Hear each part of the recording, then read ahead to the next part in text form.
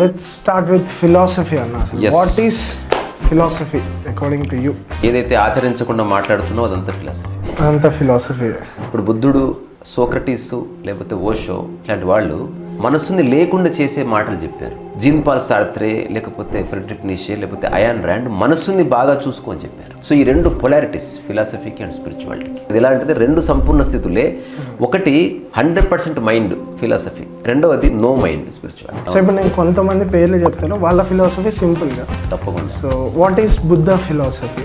Just శ్వాసని మీద focus చేస్తే మనసు నిలబడుతుందని చాలా సింప్లిఫై చేసి extraordinary be. What is Jiddu Krishnamurti? ఒక్కటే చాయిస్ అన్నది మనిషిని ఇబ్బంది పెడుతుంది తెలుసుకున్నాడు. సోక్రటీస్. నేను తెలుసుకున్నా నాకేమీ తెలియదు. Ayn Rand. A man is an end to himself అన్నది. So what is Osho's philosophy? So God అనేది మానవ జాతిని పరిశాన్ చేస్తున్నా, లేదా ఆలోచింపజేస్తున్నా, లేదా ఎన్చాంట్ చేస్తున్న ఒక డైమెన్షన్. దాని గురించి ఒక సింపుల్ స్టేట్మెంట్ ఇచ్చాడు. I have looked for God every nook and corner, I did not find him. God is not a man but presence అన్నాడు. దీని మీద ఒక గ్రంథం రాయొచ్చు ఇచ్చిన స్టేట్మెంట్ మీద. అయితే అన్న ఆర్జీవి బ్లూ బుక్ లో మీరు రాశారు, ఓషోని చూశాను కొంత కనిపించాను, ఆర్జీవిని చూశాను కొంత కనిపించానని. అది నేను కంటిన్యూ చేయాలి అంటే, నా వర్షన్లో రాయాలి అంటే, కాంత్రీసాన్ని చూశాను నాలో కొంత కనిపించాను అని కంటిన్యూ చేయొచ్చు. అంటే ఒక్కొక్కసారి మనకి అటువంటి ఒక సంవేదన కలుగుతుంది, ఏకాత్మ భావన కలుగుతుంది. ఏన్షియంట్ గ్రీక్స్ కానివ్వండి, సోక్రటీస్, పైథాగరస్, వీళ్ళవే ఎప్పుడు ఎగ్జాజరేట్ చేసుకుంటూ వస్తాయి. Did we miss any philosopher? అని చాలా మంది ఉన్నారు. ఒకసారి వివేకానంద అని అక్కడి నుంచి ఇండియాకి వచ్చారంటే, వివేకానంద చాలా ఫేమస్ అయిన తర్వాత ఇండియాకి వెళ్ళి ఆశ్చర్యపోయింది. వివేకానంద అంటే ఎవరికి తెలియదు. మళ్ళీ యూఎస్ వచ్చి వివేకానందతో అన్నదంట, ఇక్కడ నిన్ను చూసి మేము ఎంత థ్రిల్ అయిపోతున్నాం, ఇండియాలో ఎవరికి తెలియదు అంటే ఇండియాలో అందరు నాకంటే గొప్ప వాళ్ళే. It's a satire. మన వాళ్ళు ఎప్పుడంతే, ఎవడో తయారు చేసిన బర్గర్కి ఇంపార్టెన్స్ ఇస్తాడు, మనం క్రియేట్ చేసుకున్న పల్లి చిక్కి ఇంపార్టెన్స్ ఇవ్వడు. అదే అన్న, నేను మౌంటైనర్ అన్న. సాచురేషన్ పాయింట్ వచ్చేసిన ప్రతిసారి I go mountain, I get answers. అక్కడ ఉన్న గైడ్స్ ఆ మౌంటైన్స్ ని చాలా చాలా పవర్ఫుల్ గా ట్రీట్ చేస్తారు అనమాట. అండ్ చాలా మంది ఋషులు, మహర్షులు కూడా మౌంటైన్స్ కి వెళ్తారు మెడిటేట్ చేయడానికి. Watts the reason behind it? ఒక ఎత్తైన ప్రదేశానికి వెళ్తున్న కొద్దీ you actually lose your mind when you use your physical reality to climb up. నీ మైండ్ మెల్లగా బరువు కోల్పోతుంది, మెల్లమెల్లగా ఒక మెడిటేటివ్నెస్ ఎస్టాబ్లిష్ అవుతుంది. ఇప్పుడు ఆర్టిఫిషియల్ ఇంటెలిజెన్స్ వస్తుందన్న, పోయమ్స్ రాస్తుంది, మనుషుల్ని అర్థం చేసుకుంటుంది. We are creating artificial minds, we'll also create artificial souls. ఏదన్నా క్రియేట్ చేస్తుంది artificial intelligence, that is in digital form, అంటే బైనరీ. ఒకవేళ ఫ్లవర్ క్రియేట్ చేసినా ఫ్రాగ్రెన్స్ క్రియేట్ చేయదు. మనిషి ఏవేవైతే నువ్వు ఆనందం అనుభవించాలనుకుంటున్నావు అక్కడ ఆర్టిఫిషియల్ ఇంటెలిజెన్స్ నువ్వు బయట పెట్టే పోతావు. ఒకవేళ అది కనుక వచ్చింది అనుకో, దానికి అర్థం ఉండదు. అండ్ మీరు బుక్లో రాశారన్న, spirituality is sugar coated business bluff biscuit. ఇప్పుడు జరుగుతున్నది యాజ్ ఆఫ్ నౌ. అంటే మీకు ఏ పాయింట్లో అనిపిస్తుంది? అన్ని పాయింట్స్లో.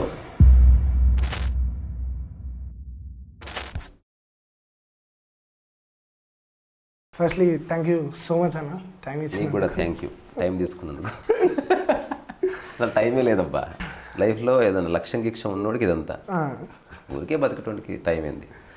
అయితే అన్న ఆర్జీవి బ్లూ బుక్లో మీరు రాశారు, ఓషోని చూశాను కొంత కనిపించాను, ఆర్జీవిని చూశాను కొంత కనిపించానని. అది నేను కంటిన్యూ చేయాలి అంటే, నా వర్షన్లో రాయాలి అంటే, కాంత్రీసాన్ని చూశాను నాలో కొంత కనిపించాను అని కంటిన్యూ చేయొచ్చు. అంటే ఒక్కొక్కసారి మనకి అటువంటి ఒక సంవేదన కలుగుతుంది, ఏకాత్మ భావన కలుగుతుంది.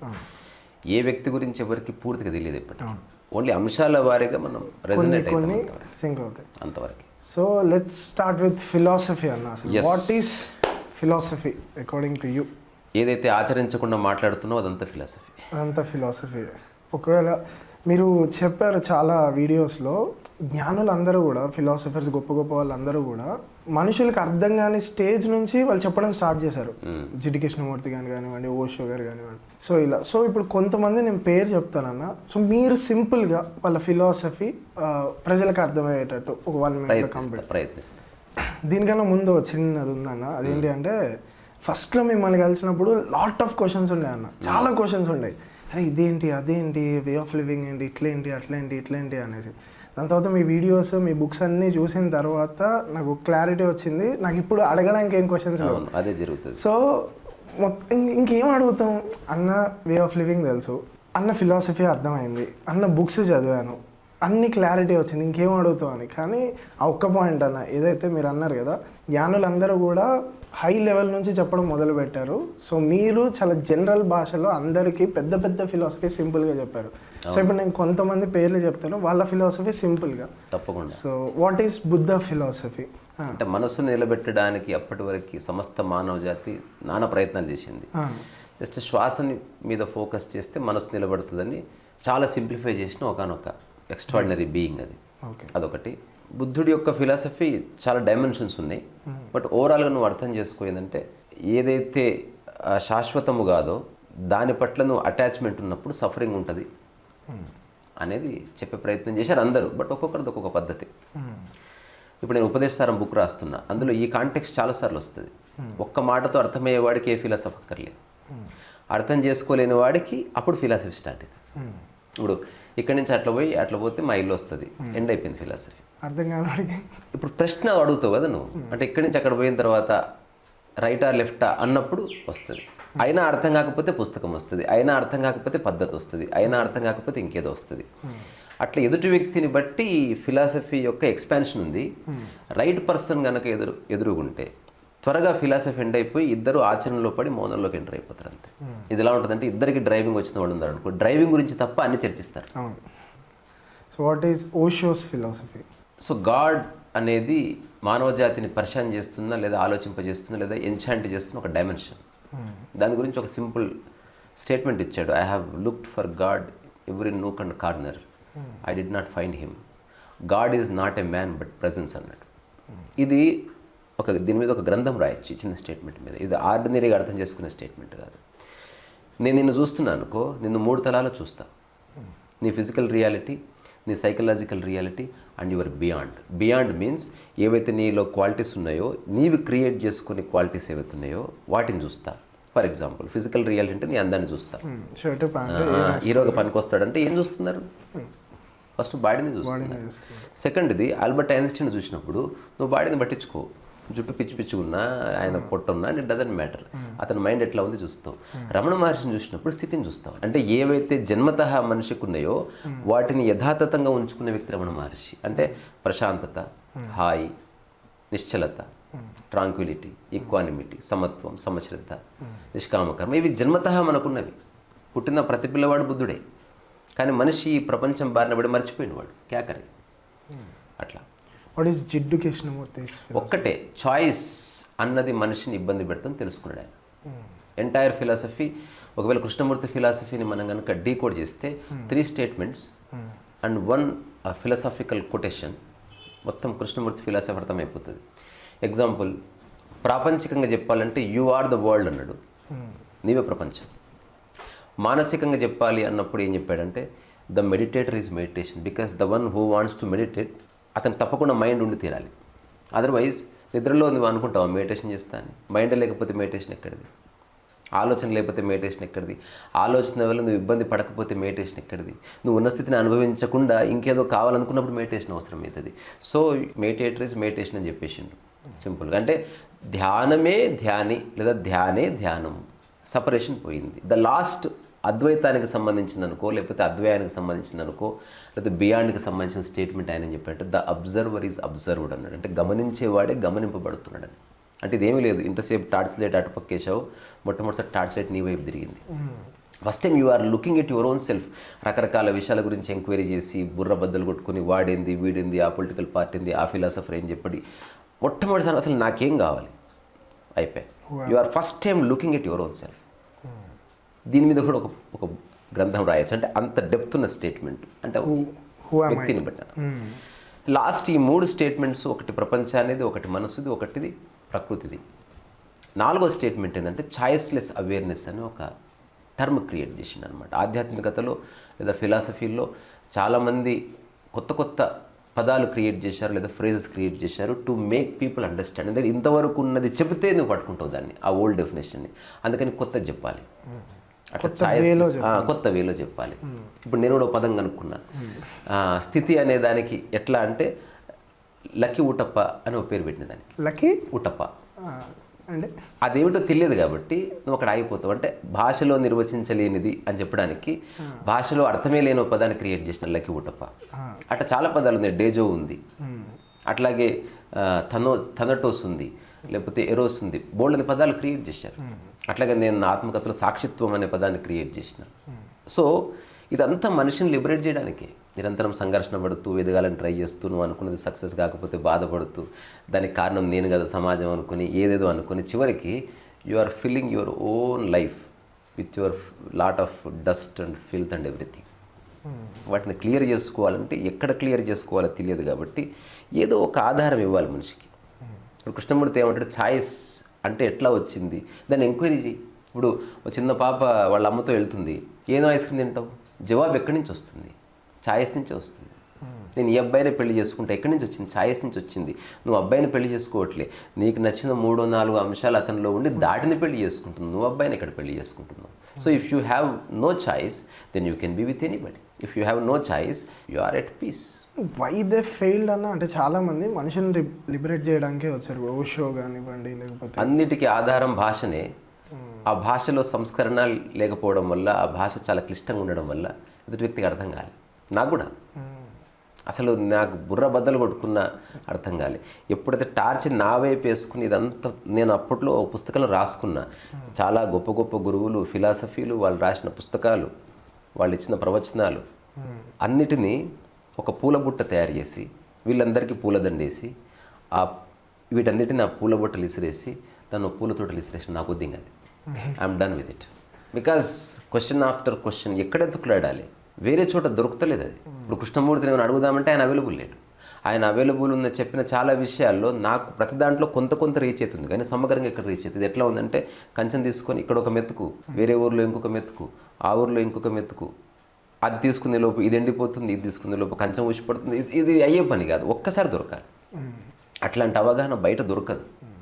సింపుల్గా నేను నా లివింగ్ అండర్స్టాండింగ్ నుంచి ఒక 3-4 స్టేట్మెంట్స్ కృష్ణమూర్తి ఇచ్చినట్టు మొన్న టెడెక్స్ టాక్లో నేను చెప్పాను, the way Buddha had revolutions I to had. ఇది ఎవరిని అబ్బసొత్తు కాదు జ్ఞానం అన్నది. ఓన్లీ ప్రత్యేక నక్షత్రంలో పుట్టిన వాళ్ళకి జ్ఞానం వస్తుంది, అబద్ధం. ఉద్యోగం ప్రత్యక్ష నక్షత్రంలో పుట్టిన వాడికి రావచ్చు, ముఖ్యమంత్రి, ప్రధానమంత్రి ఒక స్పెషల్ బీయింగ్ కావచ్చు, కానీ ఆనందంగా ఉండడం అన్నది అందరి ఛాయిస్, అందరికీ సాధ్యమవుతుంది. అదేంది, మలినాలను ప్రపంచం అంటుకోని మనస్సు ఆనందం అంతే. నువ్వు నిర్ణయించుకో.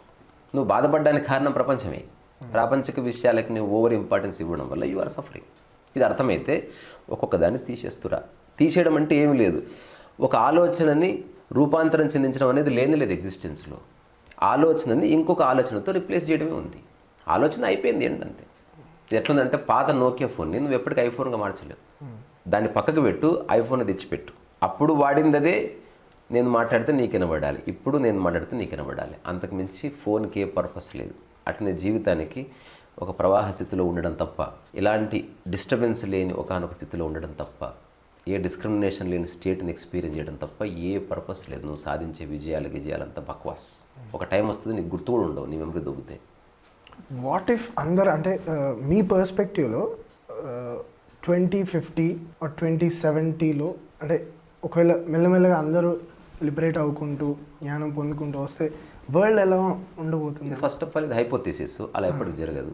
ఓకే, అంటే అలా అని కాదన్నా, లేకపోతే 2050 ఆర్ 2060లో వరల్డ్ ఎలా ఉండబోతుంది మీ పర్స్పెక్టివ్లో? ఇలాగే ఉంటుంది, కానీ సీరియస్నెస్ పోతుంది. ఒకవేళ నిజంగా అందరికి లిబరేట్ అయితే ప్రపంచం ఇప్పుడు ఎలా ఉందో అలాగే ఉంటుంది, ఇంతకంతే అడ్వాన్స్ టెక్నాలజీ వస్తుంది. కానీ మనిషి అవి లేని సమయంలో బాధపడ్డంతే. అంటే ఎన్లైటన్మెంట్కి ఎన్లైటన్ లేని స్థితికి ఏమీ లేదు తేడా, ఒక్కటే. ఎన్లైటన్మెంట్ లేకపోవడం అంటే లేదా జీవితం అర్థం చేసుకోవాలంటే ఒక ఫోన్ ఉంది, ఆ ఫోన్ కనుక పోతే నువ్వు బాధపడుతున్నావు. నీకు విషయం అర్థమైందంటే ఫోన్ పోయింది, ఎతుకులాడుతున్నావు అంతే. ఫోన్ పోకముందు ప్రశాంతంగానే ఉన్నావు, ఫోన్ పోయిన తర్వాత ప్రశాంతంగానే ఉన్నావు, ఎతికినప్పుడు ప్రశాంతంగానే ఉన్నావు, దొరికిన తర్వాత ప్రశాంతంగా ఉండే వాడుతున్నావు. తద్వారా నీ స్థితి మారడం లేదని తెలుసుకోవడం తప్ప ప్రపంచం ఒక అవసరమని గుర్తించే స్థితి ఎన్లైటన్మెంట్. ప్రపంచమే నీవు కాదు, ఉద్యోగమే నీవు కాదు, ఉద్యోగం నీకు ఒక అవసరం అంతే. ఉద్యోగం ఉన్నా లేకపోయినా నీవు ఉన్నావు, నీకు కావాల్సింది కొంచెం ఫుడ్, తలదాచుకోవడానికి ఒక ప్లేసు. ఎస్, మనుషుల మధ్య ఉన్నావు కాబట్టి మనుషులతో కాస్త సామరస్యం, అంతకుమించి ఏం లేదు. అంతకు బియాండ్గా ఎవడేం కోరుకోడు. వాట్ ఈస్ సోక్రటీస్ ఫిలాసఫీ అన్న? సోక్రటీస్ అనేవాడు ఒక రెవల్యూషనరీ. సోక్రాటిక్ మెథడ్కి జన్మనిచ్చినవాడు Socrates. What is Socrates method? Socratic అంటే సోక్రటిక్. ప్రతి పిల్లవాడు సోక్రటీస్. అంటే ప్రతిదాన్ని ప్రశ్నించడం. ఎగ్జాంపుల్, ఇప్పుడు నేనే సోక్రటీస్ అనుకో, ఇప్పుడు నేను చిన్న పిల్లవాడు సోక్రటీస్ అనుకో, నేను నిన్ను ఇప్పుడు అడుగుతా, ఇదేంది లైట్? లైట్ అంటే వెలుగును, అంటే ఇట్ విల్ గివ్ వెలుగునిచ్చేది. ఇలా అడుగుతూ అడుగుతూ ఎదుటి వ్యక్తిని మౌనంలోకి తీసుకెళ్ళాడు సోక్రటీస్. అప్పుడు సోక్రటీస్ అన్నాడు, నీకు మొత్తం తెలీదా అన్నాడు. ముందే చెప్పాల్సి ఉండే తెలియదని సగం సగం చెప్తున్నాను అన్నాడు. దాంతో ఎథెన్స్లో ఉన్న చాలామంది జ్ఞానులకి పిచ్చెక్కింది. ఫస్ట్లో కామెడీగా స్టార్ట్ అయ్యి ఇట్ బికేమ్ వెరీ సీరియస్. చాలామంది మేధావులు సోక్రటీస్తో డిబేట్కి వచ్చారు. సోక్రటీస్ జస్ట్ క్వశ్చన్ చేశాడు అంతే. సోక్రటీస్ని అడిగితే నాకు తెలియదు అన్నాడు. నాకేం తెలియదు, నేను గొర్రెగాడిని, నేను నాకేం తెలుసు, మీకు తెలుసు అంటున్నారు కాబట్టి అడుగుతున్నా, నాకు తెలియదు అంటే ఎట్లా అడుగుతావు? తర్వాత చెప్పాడు సోక్రటీస్, నేను తెలుసుకున్నా నాకేమీ తెలియదు. అక్కడి నుంచి నేను ఒక పద్యం రాసిన, తెలిసినది తెలుసు, తెలియనిది తెలుసు, తెలుసుకున్నటకి ఏది లేదని తెలుసు, తరంగాలు లేని అంతరంగమున స్థితమో జ్ఞాని ఆనంద సముద్రుడు రీసార సువేస అని రాసిన నేను. అంటే నాకు కొన్ని తెలుసు, కొన్ని తెలియదని తెలుసు, కొన్ని తెలుసుకోవాల్సిన అవసరం లేదని తెలుసు. ఈ మూడు చెప్తా. నాకు తెలుసు నేను ఆనందంగా ఉన్నాను, నాకు చైనా తెలియదని తెలుసు, లేదా ఈ విశ్వం ఎట్లా నడుస్తుంది అని తెలుసుకోవాల్సిన అవసరమే లేదని కూడా తెలుసు నాకు. ఈ మూడు స్థితుల యొక్క కలయికనే నీ స్థితి. అన్నీ తెలుసుకుంటే సంకనాగిపోతావు. ఎందుకంటే ఎవరికి చెప్తావు? అసలు వినేవాళ్ళు లేకపోతే నువ్వు అసలు ఎక్కువ తెలుసుకో. కానీ వినేవాళ్ళు ఉన్నారు కదా, ఉన్నారు కాబట్టి నువ్వు అనుకుంటున్న వాళ్ళు వింటున్నారని ఎవరు వింటలేరు. యాక్చువల్లీ వాడికి నచ్చింది వింటున్నాడు, బేసికల్ నువ్వు చెప్పింది కాదు. వాట్ ఈస్ నీషేస్ ఫిలాసఫీ? నీషే 100% లాజికల్ కంక్లూషన్కి రాలే ఫిలాసఫీ.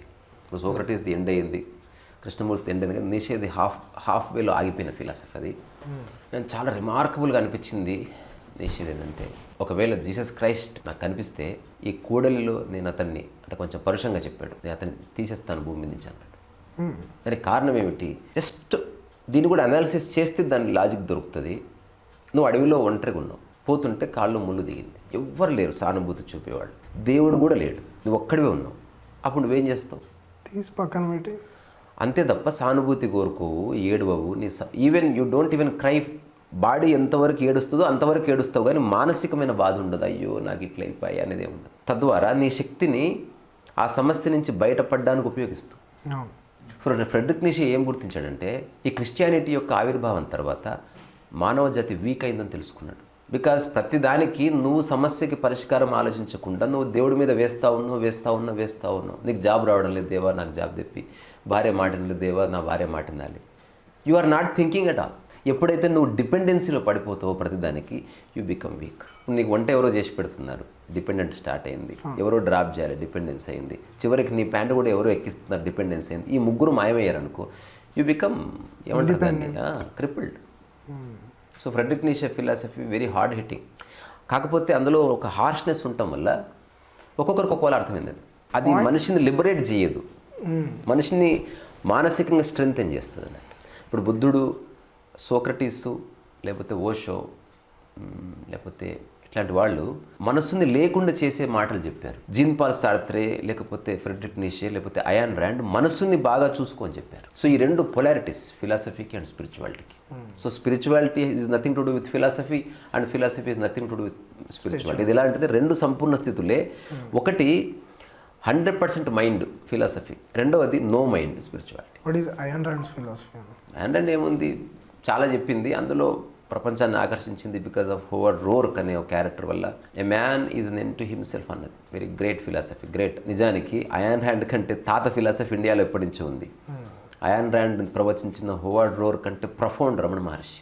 కానీ ఈ వెస్టర్న్ ఫిలాసఫర్స్ వాళ్ళ ఫిలాసఫీని ప్రపంచానికి ఒక ప్రాపగండా లాగా మంచి పుస్తకాలు ముద్రించి యూనివర్సిటీస్లో మాట్లాడుతూ. నెక్స్ట్ క్వశ్చన్ అన్న, మనం ఫిలాసఫీ గురించి ఎప్పుడు మాట్లాడినా ఏన్షియంట్ గ్రీక్స్ కానివ్వండి, సోక్రటీస్, పైథాగరస్, వీళ్ళవే ఎప్పుడు ఎగ్జాజరేట్ చేసుకుంటూ వస్తాయి. Did we miss any philosopher? అంటే మీ జర్నీ చాలా మంది ఉన్నారు, కొంతమంది లైమ్ లైట్లోకి రానోళ్ళు కానీ బోల్డంతమంది ఉన్నారు, కొంతమంది లేకపోతే కొంతమంది కాదు. మన భారతదేశం అంతా ఒకసారి వివేకానందని అమెరికాలో అడిగారనమాట. అక్కడి నుంచి ఇండియాకి వచ్చారంటే ఎవరు, వివేకానంద చాలా ఫేమస్ అయిన తర్వాత ఆమె she was tremendously inspire by him. Vivekananda ఇండియాకి వెళ్ళి ఆశ్చర్యపోయింది, వివేకానంద అంటే ఎవరికి తెలియదు. ఆమె అసలు చాలా పరేషాన్ అయిపోయి మళ్ళీ యూఎస్ వచ్చి వివేకానందతో అన్నదంట, ఇక్కడ నిన్ను చూసి మేము ఇంత థ్రిల్ అయిపోతున్నాం, such a beautiful person you are. ఇండియాలో ఎవరికి తెలియదు నువ్వు అంటే ఇండియాలో అందరూ నాకంటే గొప్పవాళ్ళే, అందుకని వాళ్ళకి నా గురించి ఏం తెలుస్తా అనమాట. It's a satire. మన వాళ్ళు ఎప్పుడంతే, ఎవడో తయారు చేసిన బర్గర్కి ఇంపార్టెన్స్ ఇస్తాడు, మనం క్రియేట్ చేసుకున్న పల్లి చిక్కకి ఇంపార్టెన్స్ ఇవ్వడు. దట్స్ వాట్ ఎగ్జాక్ట్లీ మొన్న నేను చెప్పా, గుర్తుంది Chetan. We don't know how to package things, simple అంతే. హెడ్ అండ్ షోల్డర్ కంటే తాత కుంకుడుకాయ పులుసు కాదా, we don't know how to sell it. ఎవడో దాన్ని బ్రాండింగ్ చేసి కుంకుడుపాయ లక్షణాలతో అనే ఒక అమెరికన్ కంపెనీ ఎవడో చేస్తే దానికి ఇట్లా మంచిగా ఇట్లా చుండ్రు పడితే దాన్ని కూడా ఒక అందంగా చూపించి ఓయమ్మో నాకు ఇంత ప్రాబ్లం ఉందా అనేటట్టు చేసి ఆ తర్వాత వెళ్ళి కొనుక్కునేటట్టు చేసి. Very curious, where it went wrong అన్న India. There is no wrong, it's all game. Okay, Indians are so lucky. చూస్తున్నారు ప్రపంచంలో ఏం జరుగుతుంది ఇప్పుడే కదా. ఎటర్నిటీ ఆఫ్ టైంలో ఈ 300-400 సంవత్సరాలు ఎంత ఒక్కసారి ఇండియన్స్కి అర్థమైంది అనుకో ఏమైనా చేస్తారు. ఇప్పుడు ఇండియన్స్కి తెలుసు హిందూ మైండ్, ఇండియన్ మైండ్ అనేది ఒక 10 సంవత్సరాల నుంచి అవేకన్ అయింది. ఒక్కసారి అవేకన్ అయితే చాలా కష్టం ఇండియన్ని భరించడం. వాడు అన్నీ తెలుసుకుంటాడు అట్లా. అందుకే వాడు నిద్రిస్తున్న పామును నిద్రించినట్టు ఉంచితే హాయ్ అంటారు కదా. It's better to not disturb in Indian mind, because Indian mind అనేది cosmic mind, western mind worldly mind. మన ఇండియన్ మైండ్ కొన్ని వేల సంవత్సరాల నుంచి ఎవాల్వ్ అవుతూ దానికి కొన్ని అండర్స్టాండింగ్స్ ఉన్నాయి డీప్ రూటెడ్. వెస్టర్న్ మైండ్కి డీప్ రూటెడ్ అండర్స్టాండింగ్స్ ఉన్నాయి, అవన్నీ మండేనే నేలకంటుకొని ఉన్నవి. ఇక్కడ డెవలప్ కావాలి, ఇక్కడ ఫేమస్ కావాలి, ఇక్కడ ప్రొడక్ట్ సక్సెస్ కావాలి, ఇక్కడ బిల్డింగ్ కట్టాలి, ఇక్కడ ఉండాలి. మనోళ్ళు అట్లా కాదు. ఏమున్నా లేకున్నా ఆనందంగా ఉండేవాడు మన సనాతన ధర్మం ఇండియన్. ఇది ఉంటేనే బాగుంటాం అనుకునేవాడు అక్కడ. ఇప్పుడు according to west world view ఏమిటంటే ఒక ఊర్లో బిల్డింగ్ ఉండి, అది ఉండి, బ్యాంక్ బ్యాలెన్స్ ఉండి, కారు ఉంటే యు ఆర్ డెవలప్డ్. మన ఇండియన్ చినిగిపోయిన లాగున్నా ఏమి లేకున్నా అట్లా వాడు మంచం వేసుకొని స్టార్స్ని చూసుకుంటూ వాడు మర్చిపోయిండు. ఇది మన భారతదేశం యొక్క అభివృద్ధి సూత్రం. అభివృద్ధి అంటే అనుభవించే సామర్థ్యం తప్ప నీ దగ్గర ఎన్ని వస్తువులు నేను కాదు. అందుకని ఎప్పటికీ విదేశీయులు మన భారతదేశం యొక్క కోర్ని పట్టుకోలేరు. అందుకే చాలా గొప్ప గొప్ప విదేశీయులకి ఇండియానే ఇన్స్పిరేషన్. అంటే ఇంత డైవర్సిఫైడ్ కంట్రీ కానీ ఇట్లాంటి మైండ్స్ కానీ ప్రపంచంలో నువ్వు తయారు చేయలేవు. అంటే బియాండ్ హ్యూమన్ కాంప్రహెన్షన్. అది కొంతమంది ఎక్స్పీరియన్సెస్ ఎవరైనా మీ జర్నీలో చాలామంది ఉన్నారు. అంటే ఇప్పుడు బిరుదరాజు రామరాజు గారని ఒక గ్రేట్ స్కాలర్ ఉన్నారు, ఈ మధ్యన పోయారు ఆయన. అలాగే బుచ్చారెడ్డి గారు, వీళ్ళిద్దరూ కలిసి భారతదేశంలో కాకుండా తెలుగు రాష్ట్రాల్లో ఎంతమంది అజ్ఞాత యోగులు ఉన్నారని రీసెర్చ్ చేశారు. సో ఆంధ్ర యోగులు అనే పేరుతో దే హ్యావ్ ప్రింటెడ్ వాల్యూమ్స్. ఎక్కువైపోయి యోగుల సంఖ్య 3 పేజీలకు ఒక యోగు ఉంటాడు అంతే. అంటే అంతమంది యోగులు ఉన్నారు ఇక్కడ. ఒక్కొక్కడిది ఒక్కో ఫిలాసఫీ. చిన్న చిన్న ఊర్లలో ఇప్పుడు ఇమ్మడి చెట్టి చంద్రయ్య అని ఎవరికి తెలుసు? ఫ్రెడరిక్ నీషేకి తాతవాడు. నువ్వు సరిగ్గా చూస్తే వాళ్ళది ఏంటంటే ప్రపంచం అంతా చర్చించి ఎక్కువసేపు వాళ్ళ బబుల్ గమ్ చప్పరించి మనం ఊరికే రిపీట్ చేస్తున్నాం. ఇప్పుడు వర్మ స్టేజ్ మీద ఎక్కి that's what Friedrich Nietzsche said అని చెప్తాడు కదా. ఇప్పుడు నేను కనుక దిస్ ఇస్ వాట్ ఇమ్మడి చెట్టు చంద్రయ్య సెడ్ అన్న అనుకో, అసలు ఎవడు మమ్మీ వీడు అంటారా? అట్లా చాలామంది ఉన్నారు. షేక్ మస్తాన్ వలీ ఉన్నాడు. ఇది నిజమే ఉన్నారు. నేనేం కలిపి చెప్తలేను. అరే రామ, ఇప్పుడు మా ఫ్రెండ్ దాస సాహిత్యం మీద రీసెర్చ్ చేసింది. అసలు మన భారతదేశంలో ఇన్ పర్టికులర్ తెలంగాణ జిల్లాలో ఎంతమంది దాస సాహిత్యం మీద రీసెర్చ్ చేసిన వాళ్ళు ఉన్నారు, ఎంతమంది వాగ్గేయకారులు ఉన్నారు, ఎంతమంది ఆధ్యాత్మికతని సాంప్రదాయాన్ని అసలు ఒక ఊపిన వాళ్ళు ఉన్నారు. అసలు నువ్వు ఆశ్చర్యపోతావు చదివితే. నువ్వు చదవలేవు, అంత ఉంది కంటెంట్. వెస్ట్రన్ ఫిలాసఫీ అన్నది వెరీ మెటీరియలిస్టిక్, స్వార్థపూరితమైన ఫిలాసఫీ. మన ఇండియన్ ఫిలాసఫీలో స్వార్థం అంటే జస్ట్ నేను బాగుండాలని కాదు, స్వీయ అర్థం తెలుసుకున్న ఫిలాసఫీ. అందరూ బాగుండాలి. వసుదైక కుటుంబం అంటే అర్థం ఏంది? అది ప్రాపంచిక విషయాలకు సెట్ కాదు. నా ఆకలి నీ ఆకలి ఒకటి, అట్లా నా ఆకలి నాకు తెలుసు, నా అనుభవం కనుక నేను అందరి ఆకలిని గుర్తిస్తాను, కుక్కలో ఉన్న ఆకలిని గుర్తిస్తాను, అలాగే చీమలో ఉన్న ఆకలిని గుర్తిస్తాను. అది చాలా మంది చెప్పడం కోసం నేను ప్రతి మౌంటైన్ ఎక్కి వసుదైక కుటుంబం రిప్రజెంట్. అంతెందుకు, నీకు వచ్చిన అండర్స్టాండింగ్ చెప్తా. ఒక గురువు గారు చెప్పారంట, ఒక 1000 మందికి అన్నదానం చేయడం పుణ్యం. అలా చేయాలంటే డబ్బున్న వాళ్ళు చేస్తున్నారు, కానీ ఏమాత్రం డబ్బు లేని ఆ వ్యక్తి చాలా హ్యాపీగా ఉన్నాడంట అన్నదానం చేసిన వాళ్ళకంటే. అడిగాడు గురువు ఎందుకు ఇంత హ్యాపీగా ఉన్నావు అంటే, ఏమీ లేదు, రోజు పిడికిడి చక్కెర తీసి నేను చీమలకు పోస్తా, అది కూడా అన్నదానమే కదా. సో మన ఇండియన్స్ అండర్స్టాండింగ్ చాలా లోతైనది. వెస్ట్రన్ ఫిలాసఫీ ఓన్లీ మనుషులకు మాత్రమే పరిమితమైంది. Indian philosophy encompasses every entity and planet earth. మన వాళ్ళు ఇక్కడి నుంచి బుధగ్రహానికి కూడా అర్చనిస్తారు. అంటే మన యొక్క సైకికి అర్థం చేసుకోవడం చాలా కష్టం. Very mysterious, vast. అది limited, western is limited. Very limited. చాలా వాస్ట్ ఉంది, ఎట్ ఇట్ ఈస్ లిమిటెడ్. అట్లా. సో చాలా మందికి చాలా విషయాలు రావన్న, అంటే అనుభవించడం రావు. ఆనందంగా ఎలా ఉండాలి, ఫస్ట్ దాన్ని నిర్వచిస్తే కదా అనుభవించేది. ఇప్పుడు ఆనందం అంటే నువ్వు నిర్వచించే ఫస్ట్ ఒకటి ఏమిటో తెలియకుండా అది నువ్వు ఎట్లా అనుభవిస్తావు? ఇప్పుడు నేను నీకు చెప్తాను డైపర్ కొనుకరా, నీకు డైపర్ అంటే ఏదో తెలియదు అనుకో, అప్పుడు నువ్వు ఎట్లా కొనుక్కొస్తావు? ఎవరు చెప్పలేరు నీకు. అది ఆనందం అని నువ్వు దేన్ని అనుకుంటున్నావు, అది నిజంగా ఆనందమో కాదు ఎట్లా తెలుసు?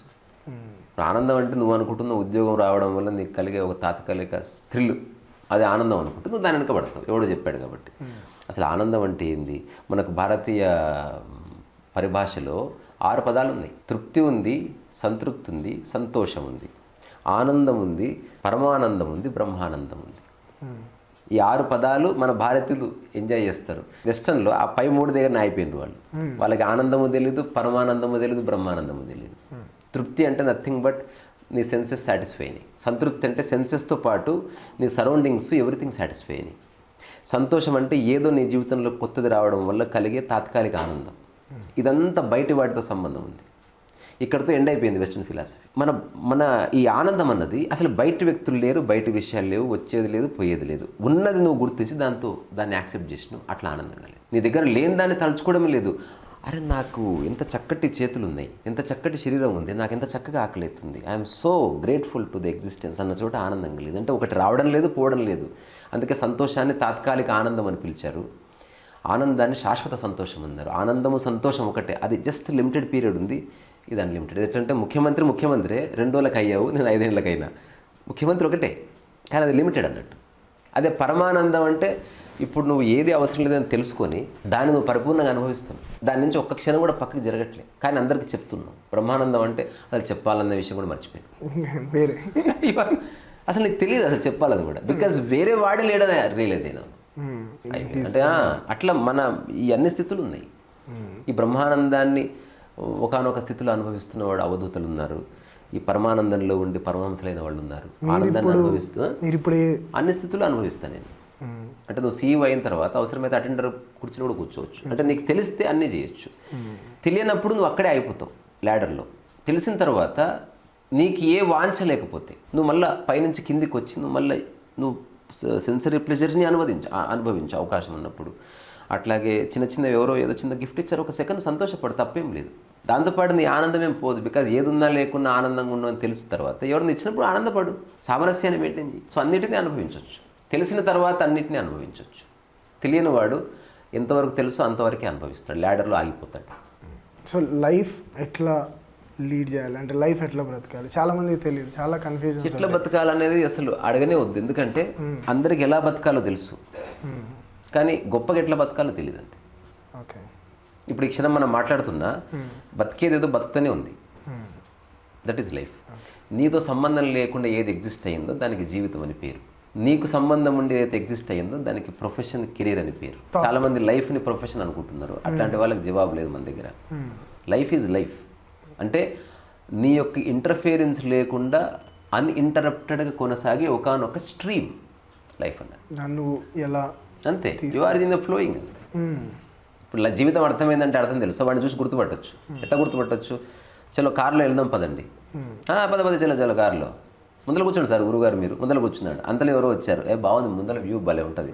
అంతలో ఎవరు వచ్చి గురువుగారు ఏమనుకోవద్దు, పెద్ద ఆవిడ వస్తుంది వెనక కూర్చోండి మీరు. లైఫ్ అర్థం కాని వాడు పోరాడతాడు, అక్కడ అయిపోయినాడు. అదే ముందే చెప్పవచ్చు కదా. అట్లాగా లైఫ్ అర్థమైంది అనుకో, ఎనికి నుంచైనా చాలా బాగుంటుంది, అసలు హాయిగా పడుకోవచ్చు అసలు అని. వాడు వెనక కూర్చున్నాడు, వెనక కూర్చొని సెటిల్ అయ్యేలోపు ఏమనుకోవద్దు, వెనక లారీ వస్తుంది, లారీలో ఎక్కాలి. లారీయా ఒరే నీ అమ్మ అసలు ఎంతక అంటే వాడికి ఊరు వెళ్ళాలని తెలుసు, ఎట్లా పోవాలనేది వాడు కేర్ అయ్యాడు. అల్టిమేట్గా వీని కోసం ఎందరో వచ్చేదని తెలుసుకున్నాడు.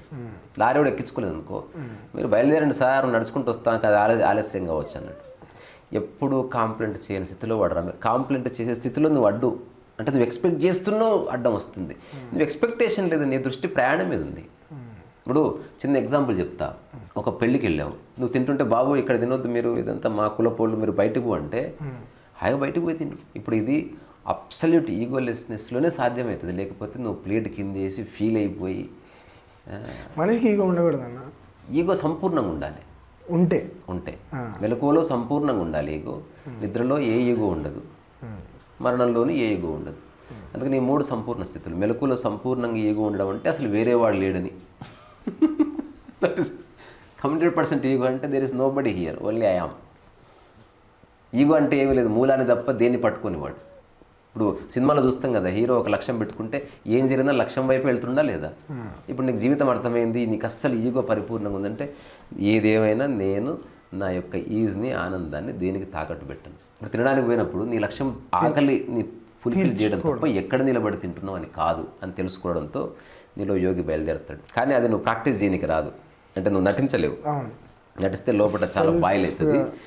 చిన్న చిన్న చిన్న చోట టెస్ట్ చేసుకోవాలి. అంటే ఎన్నిసార్లు నువ్వు చేయలేము కూడా అన్న, ట్రై చేసి. అంటే ఇప్పుడు సెల్ఫ్ రియలైజేషన్ వచ్చింది అనుకోండి అన్న, మనం బట్టలు పేసి ఏదైనా చేస్తాం, లేకపోతే మీరు అన్నట్టు ఆ యోగిలాగా చేస్తాం. రాలేదనుకోండి అన్న, ట్రై చేసి అది ఒక ఎక్సర్సైజ్ సరిగ్గా చేయాలి. ట్రై అంటే మనకి గుర్తు వస్తుంది. అందుకే రైట్ పర్సన్ సహాయం అవసరం కొన్నిసార్లు. గురువు అంటే మనం అడ్డగోలుగా సైకిల్ దొక్కితే ఎప్పటికి రాదు, రైట్ వస్తుంది. సో అల్టిమేట్గా ఒక క్వశ్చన్ అడుక్కోవాలి, ఏంటంటే అసలు ఏం కావాలి, ఇంతే క్వశ్చన్. ప్రాపంచికంగా నువ్వు డెవలప్మెంట్లో నీ మనసు ఇరికిందనుకో, దానికి ఎండు లేదు. అన్నీ కావాలి, పెద్ద లిస్ట్ ఇస్తారు. అందుకని నీకు ఎంత సంపాదించినా సాధించినా మళ్ళీ దానిపైన ఇంకొక స్టెప్ వస్తుంది. అట్లా చివరిలో అశాంతిలోనే మరణిస్తాను. నాకే సమయం ఉంటే నేను ఇంకాస్త చేసేవాడిని అంటాం.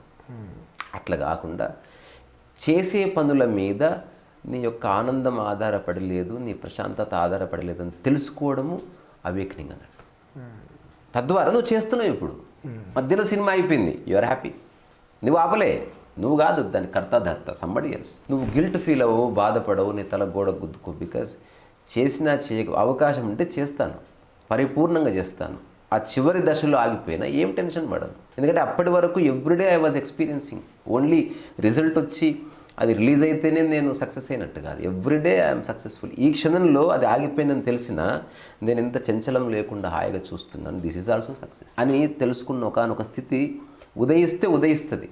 సరిగ్గా అర్థం చేసుకుంటే చిన్న చిన్న విషయం. ఎక్కడ నేను చాలాసార్లు చెప్తా, ఏదైనా చేతుల నుంచి కింద పడ్డది, వంగి తీసుకో, బాధపడకు, ఎవరిని బ్లేమ్ చేయకు, నిన్ను తిట్టుకోకు, ఎవరిని తిట్టకు, సమస్య దేన్ని తిట్టకు, just pick up the phone. And చాలామందికి ఇంకొక అన్న, చాలామందికి ప్రేమించడం ఎలా తెలియదు. అండ్ సెకండ్ థింగ్ వచ్చేసి శృంగారం, సెక్స్. చాలామంది ఇప్పుడు ఇబ్బంది పడుతున్నారు. అంటే సాటిస్ఫాక్షన్ అన్న థింగ్ లేదన్న. ఫస్ట్ చెప్పొచ్చు కానీ సెకండ్ చెప్పలేము.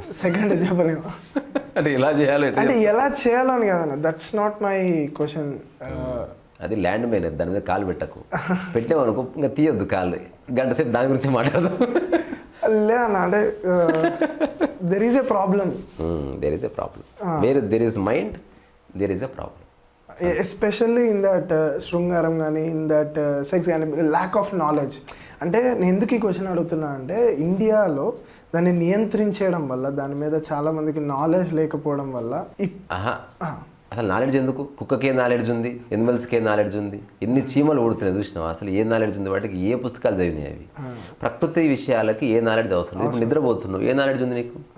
నాలెడ్జ్ అవసరం లేదు. నాలెడ్జ్ ఇస్తే ప్రాబ్లం. యాక్చువల్లీ నువ్వు ఎక్కువ తెలుసుకుంటే అసలు నువ్వు పని చేయలేవు. పీస్ఫుల్ నిద్రకి నాలెడ్జ్ అవసరం లేదు. నువ్వు పుస్తకాలు చదివి ఎట్లా తెలుసుకుంటావు ఎట్లా నిద్రపోవాలని? నువ్వు తిండి రెగ్యులేట్ చేయి, టీవీ చూడకు, ఒక 2 రోజులు ఏదేమైనా ఒక టైంలో పడుకో, 3వ రోజు గాఢ నిద్ర పడుతుంది. ఇంకోటి చిన్న టెక్నిక్ ఉంది, నువ్వు నిద్ర రాకపోతే పోకు, నిద్ర వచ్చినప్పుడు గాఢ నిద్ర పడుతుంది. కానీ మనం అంతా జాబ్ ఓరియంటెడ్గా మార్చేసినాం మన మైండ్ని, సైకిల్ని. అందుకని జాబ్ మార్నింగ్ నుంచి ఈవినింగ్ కాబట్టి ఏదైనా నైట్ పడుకోవాలి. అట్లా కాకుండా నైట్ జాబ్ ఉంటే మార్నింగ్ పడుకోవాలి. సో మన హోల్ లైఫ్ని జాబ్ అనే పాయింట్ ఆఫ్ వ్యూ చుట్టూ తిప్పుతున్నాం మనం. అది మనిషి ప్రాబ్లం, జంతువులకు అది లేదు కదా. సో ప్రకృతికి సంబంధించిన ఏ విషయంలో నాలెడ్జ్ అవసరం లేదు. సో ఎలా ప్రేమించాలి? అది ఫస్ట్ ఆఫ్ ఆల్ ప్రేమ అంటే సోక్రటీస్ మళ్ళీ వచ్చి కాదు, నిజమే. అంటే ఇప్పుడు నువ్వే దాన్ని ప్రేమ అంటున్నావు. ఇప్పుడు సుకుమార్ ప్రేమ వేరే, అసలు ప్రేమ గానే కాదు అది. విశ్వనాథ్ ప్రేమ వేరే, అదో టైప్ ప్రేమ. ఏది ప్రేమ మరి? What is it? కంపెనీల్లో పనిచేస్తారు, ఎంత బాగా పనిచేస్తారు, అగ్రిమెంట్ ఉంటుంది, హాయిగా చాలా హ్యాపీగా మాట్లాడుకుంటారు, మంచిగా పార్టీలు చేసుకుంటారు, బిజినెస్ మీటింగ్స్ పెట్టుకుంటారు, let's grow exponentially for next financial అని చెప్పుకుంటారు. ఒక చిన్న అగ్రిమెంట్ ఉంది అంతే. So agreement makes love? No, అంటే అగ్రిమెంట్ ఉంటే సరిపోతుంది, దానికి ప్రేమ ఎందుకు అంటున్నా. సో ప్రపంచం పరంగా ప్రేమ అంటే ప్రేమ కానే కాదు అది. అవసరం, నీకు ఒకటి అవసరం ఉంది, అది ఎక్కడ దొరుకుతుంది కాబట్టి ఆడ ఎత్తులాడుతున్నావు, దానికి ప్రేమ అని పేరు పెడుతున్నావు. అది సూపర్ వర్కౌట్ అవుతుంది, కానీ లేదు. ప్రకృతి పరంగా ప్రేమలో ప్రేమించడం లేదు, ప్రేమ అయి ఉండడం ఉందండి. ప్రకృతిలో ప్రేమ ఉందా అన్న? ప్రేమనే ఉంది, ఇంకేం లేదు. ఓకే. ప్రేమ అంటే your absolute self. For example, ప్రేమను ఎలా నిర్వచిస్తాను నేను? ఒక ఫ్లవర్ ఉందా, ఆ ఫ్లవర్ బ్లాజమ్ అవ్వగానే దాని సుగంధం ఉంటుంది కదా, దట్ ఈజ్ ఇట్స్ లవ్ అన్నట్టు. ఇట్స్ కాన్షియస్నెస్, దాని ఆరా అది. సో ఇది ప్రేమిస్తలేదు, నీ కోసం విరబూస్తలేదు, దాని సుగంధం నువ్వు అక్కడి నుంచి పోతుంటే పోతున్నాడు అని ఇట్లా ఏమంటలేదు. అది అట్లా ఉంది. నువ్వు గుర్తిస్తే దగ్గరకు వచ్చి అనుభూతి చెందు. సో ప్రేమ అనుభూతి చెందాల్సిన విషయం, కానీ మనం పంచాల్సిన విషయం కాదు. లవ్ అనేది మన క్యారెక్టర్ అయి ఉండాలి అంతే. అంటే నీలో కల్మషం లేని స్థితి. ఇప్పుడు ప్రపంచంలో ప్రేమ అంటే ఏందబ్బా? ఒక్కరిని ప్రేమించడం. ఇది కరప్షన్ కాదా? అంటే ఎక్స్ట్రాడినరీ కండిషన్ కాదా? భయం కాదా మనిషికి? సో ఇది ప్రేమ కాదు, అవసరం ఉందంతే. సో అవసరాల కోసం మనం రకరకాల పదాలు వాడుతున్నాం, అట్లా పని నడుస్తుంది, నడవని, నో కాంప్లైంట్స్. కానీ ప్రేమించడం అన్నది వెరీ లిమిటెడ్. నువ్వు ప్రేమ అయి ఉండు చాలు. నీ సమక్షంలో ఏది వస్తే అది అనుభూతి చెందుతుంది. ప్రేమకి శృంగారానికి ఏ సంబంధం లేదు. ప్రేమ అన్నది ఒక క్వాలిటీ. మదర్లు ప్రేమిస్తాము, సిస్టర్ని ప్రేమిస్తాం, కుక్కర్ని ప్రేమిస్తాం, గర్ల్ ఫ్రెండ్ని ప్రేమిస్తాం. ఒక్కొక్కరి ప్రేమ ఒక్కొక్క విధంగా వ్యక్తపరచబడుతుంది. భగవంతుడిని ప్రేమిస్తాం. అన్ని చోట్ల లస్ట్, సెక్స్ ఏం లేదు. అందుకని ప్రేమ అనే కాంటెక్స్ట్ నీ యొక్క ఒక ఇంటిగ్రేటెడ్ బీయింగ్ యొక్క ఫ్రాగ్రెన్స్ ఇది. అంతే. You be love. నేను కోర్ట్స్ ఆఫ్ మిషన్లో ప్రాబబ్లీ ఒక ఫిలాసఫర్ గురించి చెప్తూ నేను ఒక 3 మాటలు రాసిన.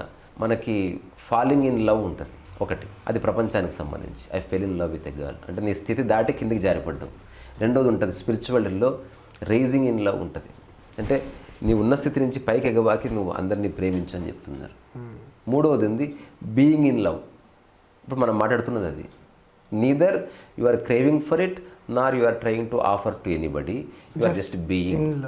అంతే. నువ్వు ఒక ఫ్లవర్ వలే అట్లా వికసించి ఉన్నావు అంతే. నిజంగా ఇది ఆకర్షించినంత, ఇది కన్వే అయినంత ఏది కన్వే కాదు, కానీ నమ్మబుద్ధి కాదు. మీరు ఆర్జీవి బ్లూ బుక్లో రాశారన్న 40 స్టేట్మెంట్స్, అందులో మీకు నచ్చిన ఒక 3 స్టేట్మెంట్స్. నాకు గుర్తులేవు, కానీ ఒక్కటి గుర్తుంది, కూలోళ్ళే కష్టపడతారన్న. అన్న ఒక 2 అన్న 3 అన్న మీకు నచ్చిన జెన్ స్టోరీస్. అచ్చా, మంచిగా అంటే తెలియదు, అంటే నీ మైండ్ని బట్టి ఉంటుంది అది. నాకు బాగా టెరిఫిక్గా అనిపించిన జెన్ స్టోరీ చిన్నది ఏంటంటే, ఒక కుంగ్ఫు మాస్టర్ ఉంటాడు. ఆ కుంగ్ఫు మాస్టర్ దగ్గర కూడా నేర్చుకోవడం కోసం వెరీ అంబిషియస్ పర్సన్. అక్కడంతా ట్రైనింగ్ నడుస్తుంటుంది. వాళ్ళు చాలా రిగరస్ ట్రైనింగ్, 4-5 hours. ఆ తర్వాత రెస్ట్ ఇస్తూ అప్పుడు ఇతను జెన్ మాస్టర్ని అడుగుతాడు, వీళ్ళందరికీ ఇలా ట్రైనింగ్ 4 hours తీసుకుంటే ఎన్నేళ్ళు పడుతుంది? నాకు ఐడియా 6 years పడుతుంది. సో నేను 4 hours కాదు 10 hours ప్రాక్టీస్ చేస్తాను, మీతోనే ఉంటా, రాత్రిపూట కూడా మీతోనే ఉంటా, ఎవ్రీ మినిట్ చర్చిస్తాను, వాళ్ళకంటే 10 రెట్లు హార్డ్ వర్క్ చేస్తాను. నాకెంత టైం పడుతుంది అంటే 25-30 years పడుతుంది. అంటే నువ్వు అతిగా చేసినంత మాత్రం తొందరగా ఏమి రాదు, నువ్వు ఎక్కువ స్టవ్ తిప్పినంత మాత్రం అన్నం నిమిషంలో ఉడకదు. అందుకని ఏది ఎలా జరగాలో ఆ పేస్ని పట్టుకుంటే అక్కడ స్పీడ్ అనేది పైలప్ అవుతుంది తప్ప, నువ్వు జస్ట్ హ్యాస్టినెస్ తీసుకొచ్చినంత మాత్రం నీ జీవితంలో ఏ క్రాంతి ఘటించదని చెప్పి ఒక డైమెన్షన్ అది. ఇంకోటి ఏంది, ప్రతిరోజు ఒక శిష్యునికి ఒక చిన్న పని ఉంటుంది. గురువు గారికి బ్రేక్ఫాస్ట్ అతను అరేంజ్ చేయాలి, ఓన్లీ 1/2 hour గురువు గారిని చూసుకోవాలి, ఇది ఒకటి. ఆ తర్వాత వీడు వచ్చి అడుగుతాడు, జీవిత పరమార్థం అంటే ఏంది అది ఇది అంటే, నన్ను తినని అంటాడు. ఇప్పటికి 3-4 ఏళ్ళు అయింది, ప్రతిసారి తినని అంటున్నావు, తినగానే దొబ్బేస్తున్నావు, నువ్వు ఆన్సర్స్ ఇస్తలేవు, ఈరోజు ప్లేట్ ఇచ్చేది లేదు, నాకు ఆన్సర్ ఇస్తేనే నేను నీకు చెప్తా, సరే అడుగు. సో జీవిత పరమార్థం అంటే ఏంది, సూర్యచంద్రుల్ని ఎవరు సృష్టించారు, ఈ పూలకి సుగంధాన్ని ఎవరిచ్చారు, మన హృదయాన్ని ఎవరు కొట్టిస్తున్నారు, ఇట్లాంటివన్నీ అడిగితే ఇన్ని అడిగితే ఎట్టరా డాడీ ఏదైనా ఒక్కటి అడుగు అంటే, హౌ టు లివ్ లైఫ్ అనేది అడుగుతాడు. అప్పుడు దవడకెట్టి ఒక్కటి కొడతాడు గురువు, కొట్టి నాకు ఏమి తెలియదురా ఇలా జీవించాలి, నాకు ఉప్మా చల్లగాక ముందే తినాలని తప్ప నాకే జ్ఞానం లేదు. సో ఉప్మా తిన్నప్పుడు ఉప్మా తిను, కడుగుతున్నప్పుడు కడుగు, పడుకున్నప్పుడు పడుకో, నడిచినప్పుడు నడువు, మాట్లాడినప్పుడు మాట్లాడు. ఇది చేస్తూ అది చేస్తూ ఇంకోటి, అది చేస్తూ ఇంకోటి, ఇదంతా unconscious way of living. So జీవితాన్ని అర్థం చేసుకోవడం ఏమీ లేదు. నీ మనసులో పట్ట డిస్క్రిమినేషన్ పోయిందనుకో, నువ్వు ప్రతిదాన్ని చాలా గౌరవంగా అటెండ్ చేస్తావు, దట్ ఈజ్ లైఫ్. అంతే తప్ప ఒక లక్ష్యం పెట్టుకొని ఆ లక్ష్యం నెరవేరడం కోసం నువ్వు చేసినవంటే ఎన్నిటినో నువ్వు నాశనం చేసిపోతున్నావు యాక్చువల్లీ. అట్లా మీరు ఎప్పుడైనా గాంజా కానీ డ్రగ్స్ కానీ ట్రై చేశారన్న? ఒకప్పుడు ట్రై చేసినా, మనం ఆ టాపిక్ అవాయిడ్ చేద్దాం. క్వశ్చన్ ఏంటంటే అన్న, that's not my question. Point ఏంటి అంటే, ఇప్పుడున్న యూత్ చాలామంది ఆల్కహాల్ ఇంతకుముందు ఒకవేళ ఏదైనా సబ్స్టెన్స్ తీసుకోవాలి అంటే alcohol is a very frequently used thing. ఇప్పుడు ఏమైపోయింది అంటే ఇప్పుడు వెళ్ళి ఒక కాటన్ బీర్లు తెచ్చుకొని తాగి వామిటింగ్ చేసుకొని ఇంత చేసుకొని వాగడం కన్నా దానికన్నా కూడా they are slowly converting into ganja. ఎందుకంటే ఒక్కసారి గాంజా ట్రై చేసినాడు. నేను చెప్తున్నా దీని గురించి అసలు ఇప్పుడు మన రీసెంట్గా ఒక పర్ఫామ్ కూడా చేసిన నార్కోటిక్ బ్యూరో వాళ్ళకి పర్ఫామ్ చేసిన వాళ్ళ పనే అది. సో నువ్వు ఎంత అవేర్నెస్ ఇచ్చినా ఈ ప్రపంచం వల్ల మనిషి స్ట్రెస్ అవుతున్నాడు. అందుకని వాడి మనస్సుకు ఒక సొలేస్ అవసరమైంది. ఇది ఎట్లా ఉందంటే ప్రతి మనిషి అనాథనే ఇక్కడ. వాడి గోడు వినేవాడు ఎవడు లేడు. వాడు మనసులో ఏమనుకుంటున్నాడో చెప్పుకున్న సరైన ఫ్రెండ్ లేడు. వాడు ఏమనుకుంటున్నాడో వాడికే చక్కగా తెలియదు. ఈ దమా ఖరాబ్ అయిపోయి ఈజీగా స్లిప్ అయ్యి అటువంటి వాటిపై అట్రాక్ట్ అవుతారు. అందుకని ఇది వ్యక్తిగతంగా ఎవరికి కూడా ఆలోచించుకోలేదు. యూనివర్సల్ ప్రాబ్లం ఇది. ఇప్పుడు నువ్వు పంజాబ్ వెళ్ళావు అనుకో, లేకపోతే పోర్టరికో వెళ్ళావు అనుకో, లేకపోతే there are many states when I visited US. అక్కడ ఈ మెంఫిస్ అనే ఒక చోట నేను తెలుసుకున్నాను. They are all drug addict. అంటే day in day out they are on the drugs. Even నేను మొన్న అర్జెంటీనా వెళ్ళినప్పుడు అర్జెంటీనాలో ఒక రూల్ ఉంటుంది. ఏంటి అంటే నువ్వు గాంజా అమ్మకూడదు, marijuana అమ్మకూడదు వేరే వాడికి, కానీ మీ ఇంట్లో నువ్వు ఎంతైనా పండించుకోవచ్చు. అదే ఎంత అద్భుతమే అసలు. నేను అర్జెంటీనా వెళ్ళిపోవాలని చాలా మంది అనుకుంటున్నాడు. చెప్పకు నిజమన్నా అంటే తెలుసు. అంటే ప్రపంచంలో పాలసీ బేస్డ్ కాబట్టి ఒక్కొక్క చోట ఒక్కొక్కలా. ఇప్పుడు సమ్వేర్ ప్రాస్టిట్యూషన్ ఈజ్ లైసెన్స్డ్. ఒకవేళ మనం ఊహించలేం ఎట్లయితే అన్నిట్లోనూ పరివర్తన చెంది భారతదేశంలో ఉన్నటువంటి పాలసీ. ఒకప్పుడు అసలు హోమోసెక్సువాలిటీస్కి అసలు ప్రవేశం ఉండేది కాదు, అసలు మ్యారేజ్ ఉండేది కాదు, రైట్స్ ఉండేవి కాదు. ఇప్పుడు ఎల్జిబిటీ రైట్స్, ఇప్పుడు ఎల్జిబిటీ రైట్స్తో పాటు ఇంకేవో రైట్స్ యాడ్ అయినాయి. సో ఎవాల్వ్ అవుతుంది మానసిక క్షేత్రంలో. Existentially there is no evolution. నువ్వు అది తీసుకో ఇది తీసుకో, లాస్ట్కు నువ్వు పోవాల్సింది శ్మశాన వాటికకే. అంతలోపు నీ జీవితాన్ని దేంతో నింపుతావు అన్నది నీ ఛాయిస్. అది వ్యక్తికి వదిలేద్దాం. ఎందుకంటే ఎంత చెప్పినా నో యూస్. నేను చిన్న కథ చెప్తా, రియల్గా జరిగింది. ఒకడు కారు ఎక్సలేటర్ ఇస్తే పొగ వెళ్తుంటుంది. అసలు ఒక వ్యక్తి ఇంకో వ్యక్తితో చెప్తుంటాడు, అసలు పర్యావరణం మీద ఇంత కూడా ధ్యాస లేదే వాడికి, అసలు స్మోక్ ఇక్కడికి. So that's how this world functions. ఎవ్వడి లాజిక్ వాడుకుంది ఉంటుందన్న. చిరంజీవిది బాగా లోకం పాడైపోయిందిరా, చిన్న పిల్లలు మందు తాగుతున్నారా అని చెప్పేసి తాగుతాడు, లేడీస్ తాగుతున్నారు అని చెప్పేసి మళ్ళీ ఇంకో ఏదో రీజన్. ముల్లా నసరుద్దీన్ కథ ఉంటుంది కదా, మీరు ఎప్పుడు తాగుతారంటే ఎప్పుడు పడితే అప్పుడు తాగే టైప్ కాదు, రెండే సందర్భాల్లో తాగుతా. ఒకటి వర్షం పడ్డప్పుడు, ఒకటి వర్షం పడినప్పుడు. సో అట్లా ఇది వ్యక్తిగతం. ఇది మ్యాన్ ఆన్ సూసైడల్ మిషన్ అన్నట్టు. Basically people want to die and they don't know how to die and they don't want to die suddenly, they want to die slowly. This is the mind గుర్తుపడుతుంది అది.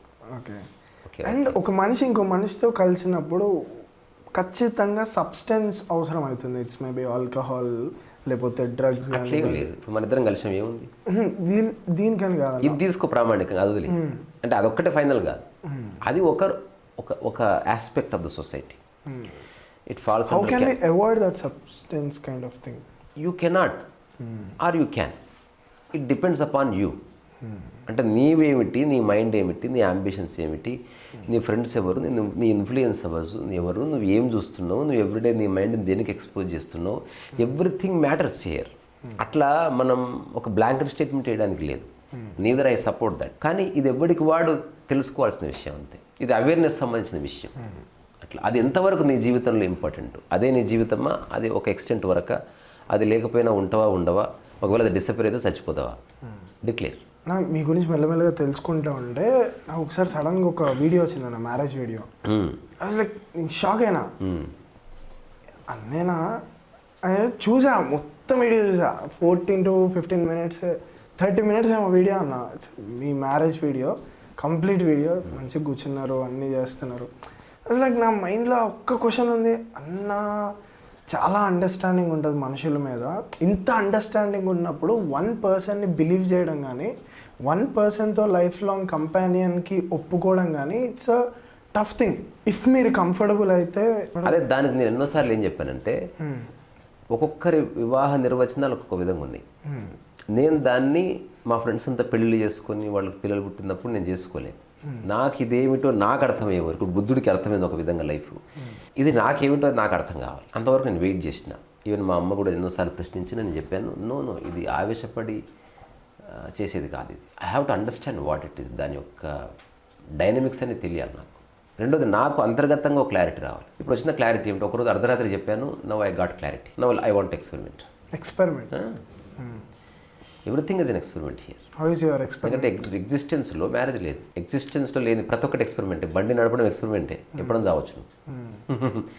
So అదేమిటంటే ఇప్పుడు నా నిర్వచనం చెప్తున్నా, అందరూ నాకు సమానమే ఒకటి, కానీ అందరితో నేను ఎక్కువసేపు ఉండలేను, ఎందుకంటే వాళ్ళకి మైండ్లు ఉన్నాయి కాబట్టి. ఎవరితో జీవితకాలం ఉండగలుగుతామో దాని వివాహం అంటాం. So my respect towards every one is same. కానీ ఎక్కువసేపు మనం గడపడానికి అన్ని బీయింగ్స్ పనిచేయవు. అందుకని ఏ వ్యక్తితో ఉంటే ఎక్కువసేపు ఉండగలవో ఆ వ్యక్తిని చూస్ చేసుకునే ప్రక్రియ మ్యారేజ్. తద్వారా మైండ్లో ఉన్న ఈ డిస్ట్రాక్షన్ పోయిందని. రెండోది, ఇది మాటిమాటికి చేసుకునేది కాదు. నేను మైత్రితో చాలాసార్లు చెప్తా, మనది శారీరక సంబంధం, హృదయ సంబంధం, మానసిక సంబంధం కాదు. మైండ్ పక్కన పెట్టు. ఆలోచనలతోనే ప్రాబ్లం వస్తుంది. ఆలోచనలు తీసేస్తే అసలు యుద్ధం ఉంటుందా? అయిపోయింది. సో మనం కలిసి ఉంటున్నాం, అందుకు మనం కలిసి ఉంటున్నాం, అదే ప్రైమ్ రీజన్. ఇక మిగతాదని తెలియబెట్టు. నేను నీ క్షేత్రం, గ్రౌండ్, నువ్వేం చేస్తూ వచ్చేయి, నేను నీ ఫ్రీడమ్ కడ్డురాను, నేను నిన్ను నియంత్రించను, అలాగే నువ్వు నా స్వేచ్ఛ కడ్డు రాకు. అలాగని ఎవరికి విచ్చలవిడిగా ఉండాలని లేదు. So let us understand and trust each other and evolve.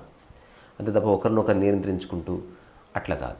ఇది నా అండర్స్టాండింగ్. ఎదుటి వ్యక్తి ఎట్లా ఉంటారన్నది వాళ్ళ అండర్స్టాండింగ్. ఇది నాకు అర్థమైంది.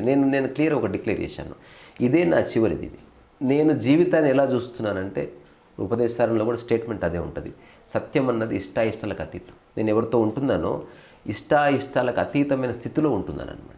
అంటే నాకు నచ్చినట్టు ఉంటే నేను ఉంటాను, లేకపోతే డైవోర్స్, ఇదంతా మైండ్ గేమ్. నీకు నచ్చినట్టు ఉంటుందనంటే బానిస కదా. అట్లా కాకుండా నచ్చడం నచ్చకపోవడం కాదు, తన జీవితాన్ని తను అట్లా నిర్మించుకుంటుంది. దాన్ని యాక్సెప్ట్ చేయి, అంతే తప్ప నియంత్రించకు జీవితాన్ని.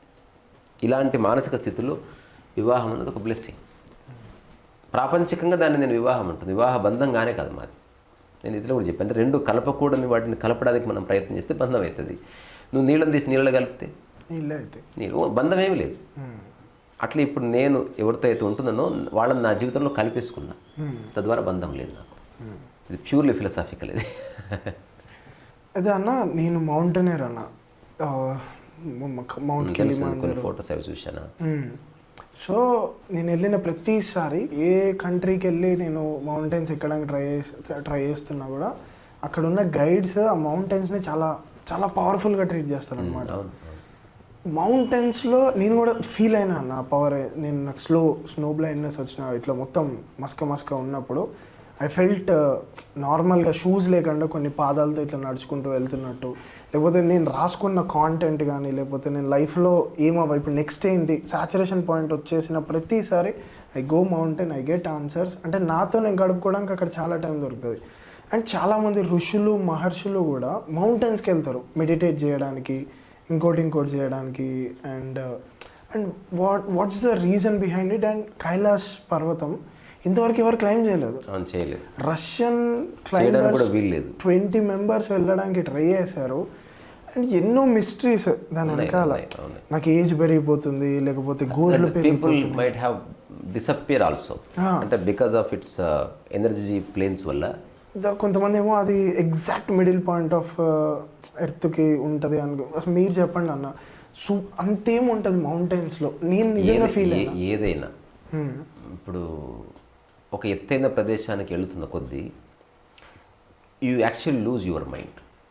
ఒకవేళ ఫిజికల్గా వెళితే, అట్లా కాకుండా టెక్నాలజీ బేస్డ్ నువ్వు రోప్ వేలో వెళ్ళావనుకో, ఎంత దూరం పోయినా ఏం కాదు. అట్లా కాకుండా when you use your physical reality to climb up, నీ మైండ్ మెల్లగా బరువు కోల్పోతుంది అన్నట్టు. మెల్లమెల్లగా ఒక మెడిటేటివ్నెస్ ఎస్టాబ్లిష్ అవుతుంది. భూమి మీద పరుచుకున్న ప్రపంచము మెల్లగా విడిచిపెడుతూ పోతుంది మైండ్. యాక్చువల్గా జరుగుతుంది. తద్వారా యూ గెట్ ఎన్లైటెండ్ దేర్. అక్కడ ఒక ఎన్లైటన్మెంట్ నువ్వు ఎక్స్పీరియన్స్ చేస్తావు, because you have a mind, only your mind ఉందంతే, వరల్డ్లీ మైండ్ అంతా పోయి. నిజంగా మౌంటైన్స్కి వెళ్ళినప్పుడు నాకు వచ్చే థాట్స్ అదే ఒరిజినల్. అది దానికి కూడా నిజానికి ఏ థాట్స్ రావు ఇంకా వెళితే. నిజంగా ఉదాహరణకి ఎవరెస్ట్ ఒక దాని పీక్ ఇక్కడ ఉంది, ఇది ఇంకా అట్లే ఉందనుకో, ఇంకా థాట్స్ రావు. ఇంకా you just become the existence it self. మనిషి కూడా ఉండడు. అంటే నువ్వు కొండ ఉంటుంది, నీవు ఉంటావు, అంతే. డిఫరెన్స్ ఏముండదు. ఒక ఎక్స్ట్రాడినరీ స్టిల్నెస్. మౌంటైన్ అంటే ఏంది? ఒక ఎప్పటికీ మారని స్టిల్నెస్. అది దట్ రిప్రజెంట్ స్టిల్నెస్. ఇప్పుడు అంతెందుకు మౌంటైన్ వదిలే, మనిషే కదలకుండా ఒక చోట 1 month కూర్చున్నాడు అనుకో, అంత ఎనర్జీ ఫామ్ అవుతుంది. ఏదైతే కదలకుండా ఉందో ఎక్కువ కాలం ఇట్ బికమ్స్ ఎనర్జీ ఫీల్డ్. దాని సరౌండింగ్ ఏరియాలో ఇప్పుడు గిరి ప్రదక్షిణ చేస్తారు, లేకపోతే ఒక శివలింగం చుట్టూ తిరుగుతారు. ఎందుకు ఆ శివలింగం స్థిరంగా ఉండిపోయింది అక్కడ. ఏదైతే స్థిరంగా ఉంటుందో, ఒక మనిషి కూడా స్థిరంగా ఉంటే వాడి చుట్టూ తిరుగుతారు. ఒక డాడీ స్థిరంగా ఉంటే పాప వాళ్ళ చుట్టూ తిరుగుతుంది. స్థిరంగా ఉన్న చుట్టూ ఎనర్జీ తిరుగుతూ ఉంటుంది అన్నట్టు. ఇది ఒకటి నేల మీద ఉంటే. అట్లా కాకుండా దాన్ని నువ్వు అర్థం చేసుకోవాలనుకుని దాన్ని ఎక్కడం మొదలు పెడితే యాక్చువల్గా నువ్వు నీలో కలిగే ప్రాక్టికల్గా ఏం జరుగుతుందంటే you lose your mind step by step, by and by మెల్లగా మైండ్ వెళ్ళిపోయి యూ బికమ్ బీయింగ్ అన్నట్టు. అందుకని ఎనీ హైట్, అది జనరల్గా బిల్డింగ్ హైట్ అనుకో, మనం ఎప్పుడు లిఫ్ట్ తీసుకుని వెళ్తాం. అట్లా కాకుండా ఇప్పుడు ఎవరెస్ట్కి లిఫ్ట్ ఉందనుకో, పీక్కి అయిపోయింది కదా, ఇంక కోట్ల మంది ఎక్కుతారు. ఎవరెస్ట్ పీక్ అంటే నువ్వు ఫిజికల్గా ఎక్కాలి. అంతెందుకు, కారులో వెళ్ళడం ప్రయాణం కాదు, దాని పేరు ట్రాన్స్పోర్టేషన్ అంతే. ప్రయాణం అంటే ఫిజికల్గా నువ్వు నడిచేది అంత ప్రయాణం. అక్కడ ఒక్క చోటనే నీకు ప్రయాణం చేసినట్టు తెలుస్తుంది, మిగతా చోట్ల తెలియదు. ఇక్కడ కూర్చున్నావు, నెక్స్ట్ కార్లో కూర్చున్నావు, నెక్స్ట్ ఫ్లైట్లో కూర్చున్నావు, నెక్స్ట్ అమెరికాలో దిగావు. You are transported to US, you did not travel. మీరు చెప్పే మాట ప్రతి ఒక్కటి నేను సింక్ చేసుకుంటున్నాను, మౌంటైన్స్ విజువల్ తోటి. ఎక్కడ నీ బాడీ ఉపయోగిస్తావో అక్కడ మైండ్ మెల్లగా పక్కకు జరుగుతుంది. ఎక్కడ బాడీకి ఇంపార్టెన్స్ ఏర్పడ్డదా మైండ్ పక్కకు జరగవలసిందే. సో అందుకని ఎవరెవరైతే ఈ మౌంటైన్స్ ఎక్కుతున్నారో వాళ్ళు ఫిజికల్ రియాలిటీకి చాలా ఇంపార్టెన్స్ ఇస్తారు. బికాజ్ మైండ్కి పుట్టుక మరణాలు లేవు, బాడీకి లిమిటేషన్స్ ఉన్నాయి. అందుకని ఆ లిమిటేషన్స్ని, ఆ బ్యారియర్స్ని బాడీ దాటుకొని వెళితే మైండ్ దాంట్లో సర్వైవ్ అవుతుంది. సో మైండ్ ఒక గైడ్కి ఉపయోగపడుతుంది ఒక ఎక్స్టెంట్ వరకు. ఆ తర్వాత మైండ్ కూడా పక్కకు జరగవలసిందే. బాడీకి ఎంత అవసరమో అంత సహాయం చేసి మైండ్ పక్కకు ఉంటుంది. ఎన్లైటన్మెంట్ అంటే మైండ్ ఉంది కానీ ఇంటర్ఫియర్ అయితే లేదు, అంతే. మైండ్ ఉంది నీకు, ఇంటర్ఫియర్ అయితే. అంటే నేను అదే ఫీల్ అవుతా, వెళ్ళిన ప్రతిసారి ఏదో కొత్తది తెలుసుకొని వస్తా. అది మళ్ళీ నాలో ఉన్నదే నేను ఐడెంటిఫై చేస్తా వచ్చిన ప్రతిసారి. ఇప్పుడు మైండ్ లేకుండా ఇక్కడ ఉంటే అదే జరుగుతుంది అట్లా. అది చివరి స్థితి, అంటే ఉన్న చోటనే యూ ఎక్స్పీరియన్స్.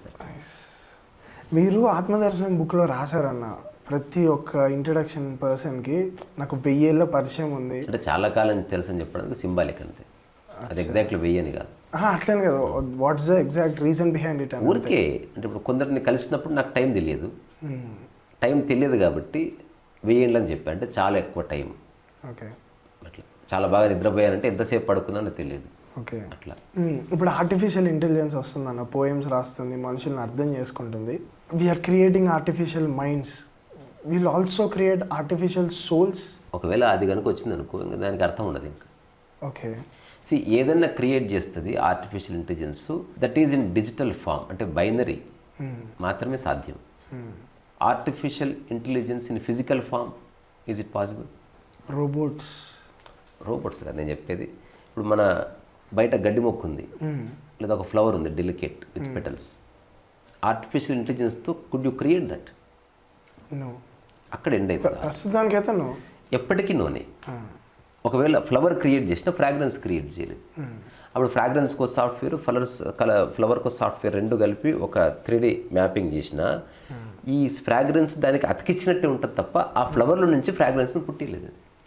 ఫ్లవర్కి నువ్వు ఫ్రాగ్రెన్స్ స్ప్రే కొడితే ఒక ఫ్లవర్లో నుంచి ఫ్రాగ్రెన్స్ వస్తే రెండు స్మెల్ చేస్తే ఒకేలా అనిపించవచ్చు, కానీ ఒక దానికి ఫ్రాగ్రెన్స్ దాని యొక్క కోర్ల నుంచి వస్తుంది, ఒక దానికి సూపర్ఫిషియల్గా అంటుకుంది. అక్కడ ఈ రెండు విడిపోతాయి. ఎంత టెక్నాలజీ వచ్చినా మనిషి ఏవేవైతే నువ్వు ఆనందం అనుభవించాలనుకుంటున్నావో అక్కడ ఆర్టిఫిషియల్ ఇంటెలిజెన్స్ నువ్వు బయట పెట్టే పోతావు. అంటే నీ ఆనందానికి ఆర్టిఫిషియల్ ఇంటెలిజెన్స్ పనికిరాదు ఎప్పటికీ. ఫర్ ఎగ్జాంపుల్ ఆర్టిఫిషియల్ ఇంటెలిజెన్స్ ఉపయోగించి భోజనం అనే కాంటెక్స్ట్ ఎట్లా ఉంటుందో చెప్పు. ఫుడ్ ఏం చూస్ చేసుకోవాలి అది వేరే, బట్ వాట్ అబౌట్ ఈటింగ్? ఎందుకంటే నువ్వు యాక్చువల్గా ఎంజాయ్ చేసేది when you chew the food, when you eat, when you swallow. ఎవరో ఒక మంచి ఫ్రెండ్ కంపెనీలో. ఇక్కడ ఎక్కడ ఆర్టిఫిషియల్ ఇంటెలిజెన్స్ పనికిరాదు. నీ గాఢ నిద్రకి ఆర్టిఫిషియల్ ఇంటెలిజెన్స్ పనికిరాదు. సో ఎక్కడైతే లైఫ్ ఎగ్జిస్ట్ అవుతుందో అక్కడ ఆర్టిఫిషియల్ ఇంటెలిజెన్స్ అనేది పక్కకు జరగవలసిందే. అది ఎంతవరకు ఉపయోగపడుతుంది? హ్యూమన్ ఇన్వాల్వ్మెంట్ వల్ల, ఎక్కువ మంది మనుషుల ఇన్వాల్వ్మెంట్ వల్ల ఒక వర్క్ జరుగుతున్నప్పుడు ఎక్కువ బ్రెయిన్ స్ట్రామింగ్ లేకుండా ఈజీగా నువ్వు కొన్ని కాన్సెప్ట్స్ తెచ్చుకుంటావు. దానికి కూడా ఏం తెలియదు. అది ఎవరో అసలు ఎక్స్ట్రాడినరీ డిజైన్స్ ఇస్తుంది, వాళ్ళకి డిజైనింగ్ తెలియదు కాబట్టి. నిజంగా మ్యూజిక్ డైరెక్టర్ ఉన్నాడు అనుకో, real music director, he never use artificial intelligence, because artificial intelligence అనేది వెరీ లిమిటెడ్ అని తెలుసుకున్నాడు వాడు. అది ఒక ప్యాటర్న్లోనే మ్యూజిక్ ఇస్తుంది. ఆర్టిఫిషియల్ ఇంటెలిజెన్స్ ఏదైనా ప్యాటర్న్ బేస్డే, ప్యాటర్న్కి బియాండ్గా అది ఏం చేయలేదు. ఇప్పుడు ఆర్జీబీ ఇది ఆర్టిఫిషియల్ ఇంటెలిజెన్స్తో నేను బాటని ఆట ఉందని పాట పెడతా, it's very boring.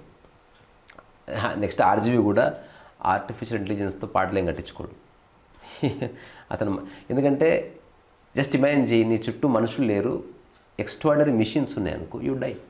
It is not just technology you required, more than that something else is needed to fulfil your life. ఆ లైఫ్ కోర్ని టచ్ చేసేది ఆర్గానిజమే తప్ప డిజిటల్ టెక్నాలజీ, ఆర్టిఫిషియల్ ఇంటెలిజెన్స్ నువ్వు ఎంత కోట్ల రూపాయల రాబోట్టు కానీ అమ్మలాగా స్పృశించలేదయా, అక్కడ అయిపోతుంది.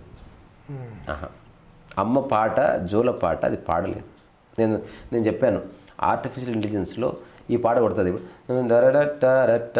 బాడని ఆడ ఉంది మేడని ఆడ ఉంది దేనికో ఓడు చెప్పాలి, అయిపోయింది. ఇంకో పాట బాడని ఆడ ఉంది దేనికో ఓడు చెప్పాలి, ఇది ఆర్టిఫిషియల్ ఇంటెలిజెన్స్ చేస్తుంది.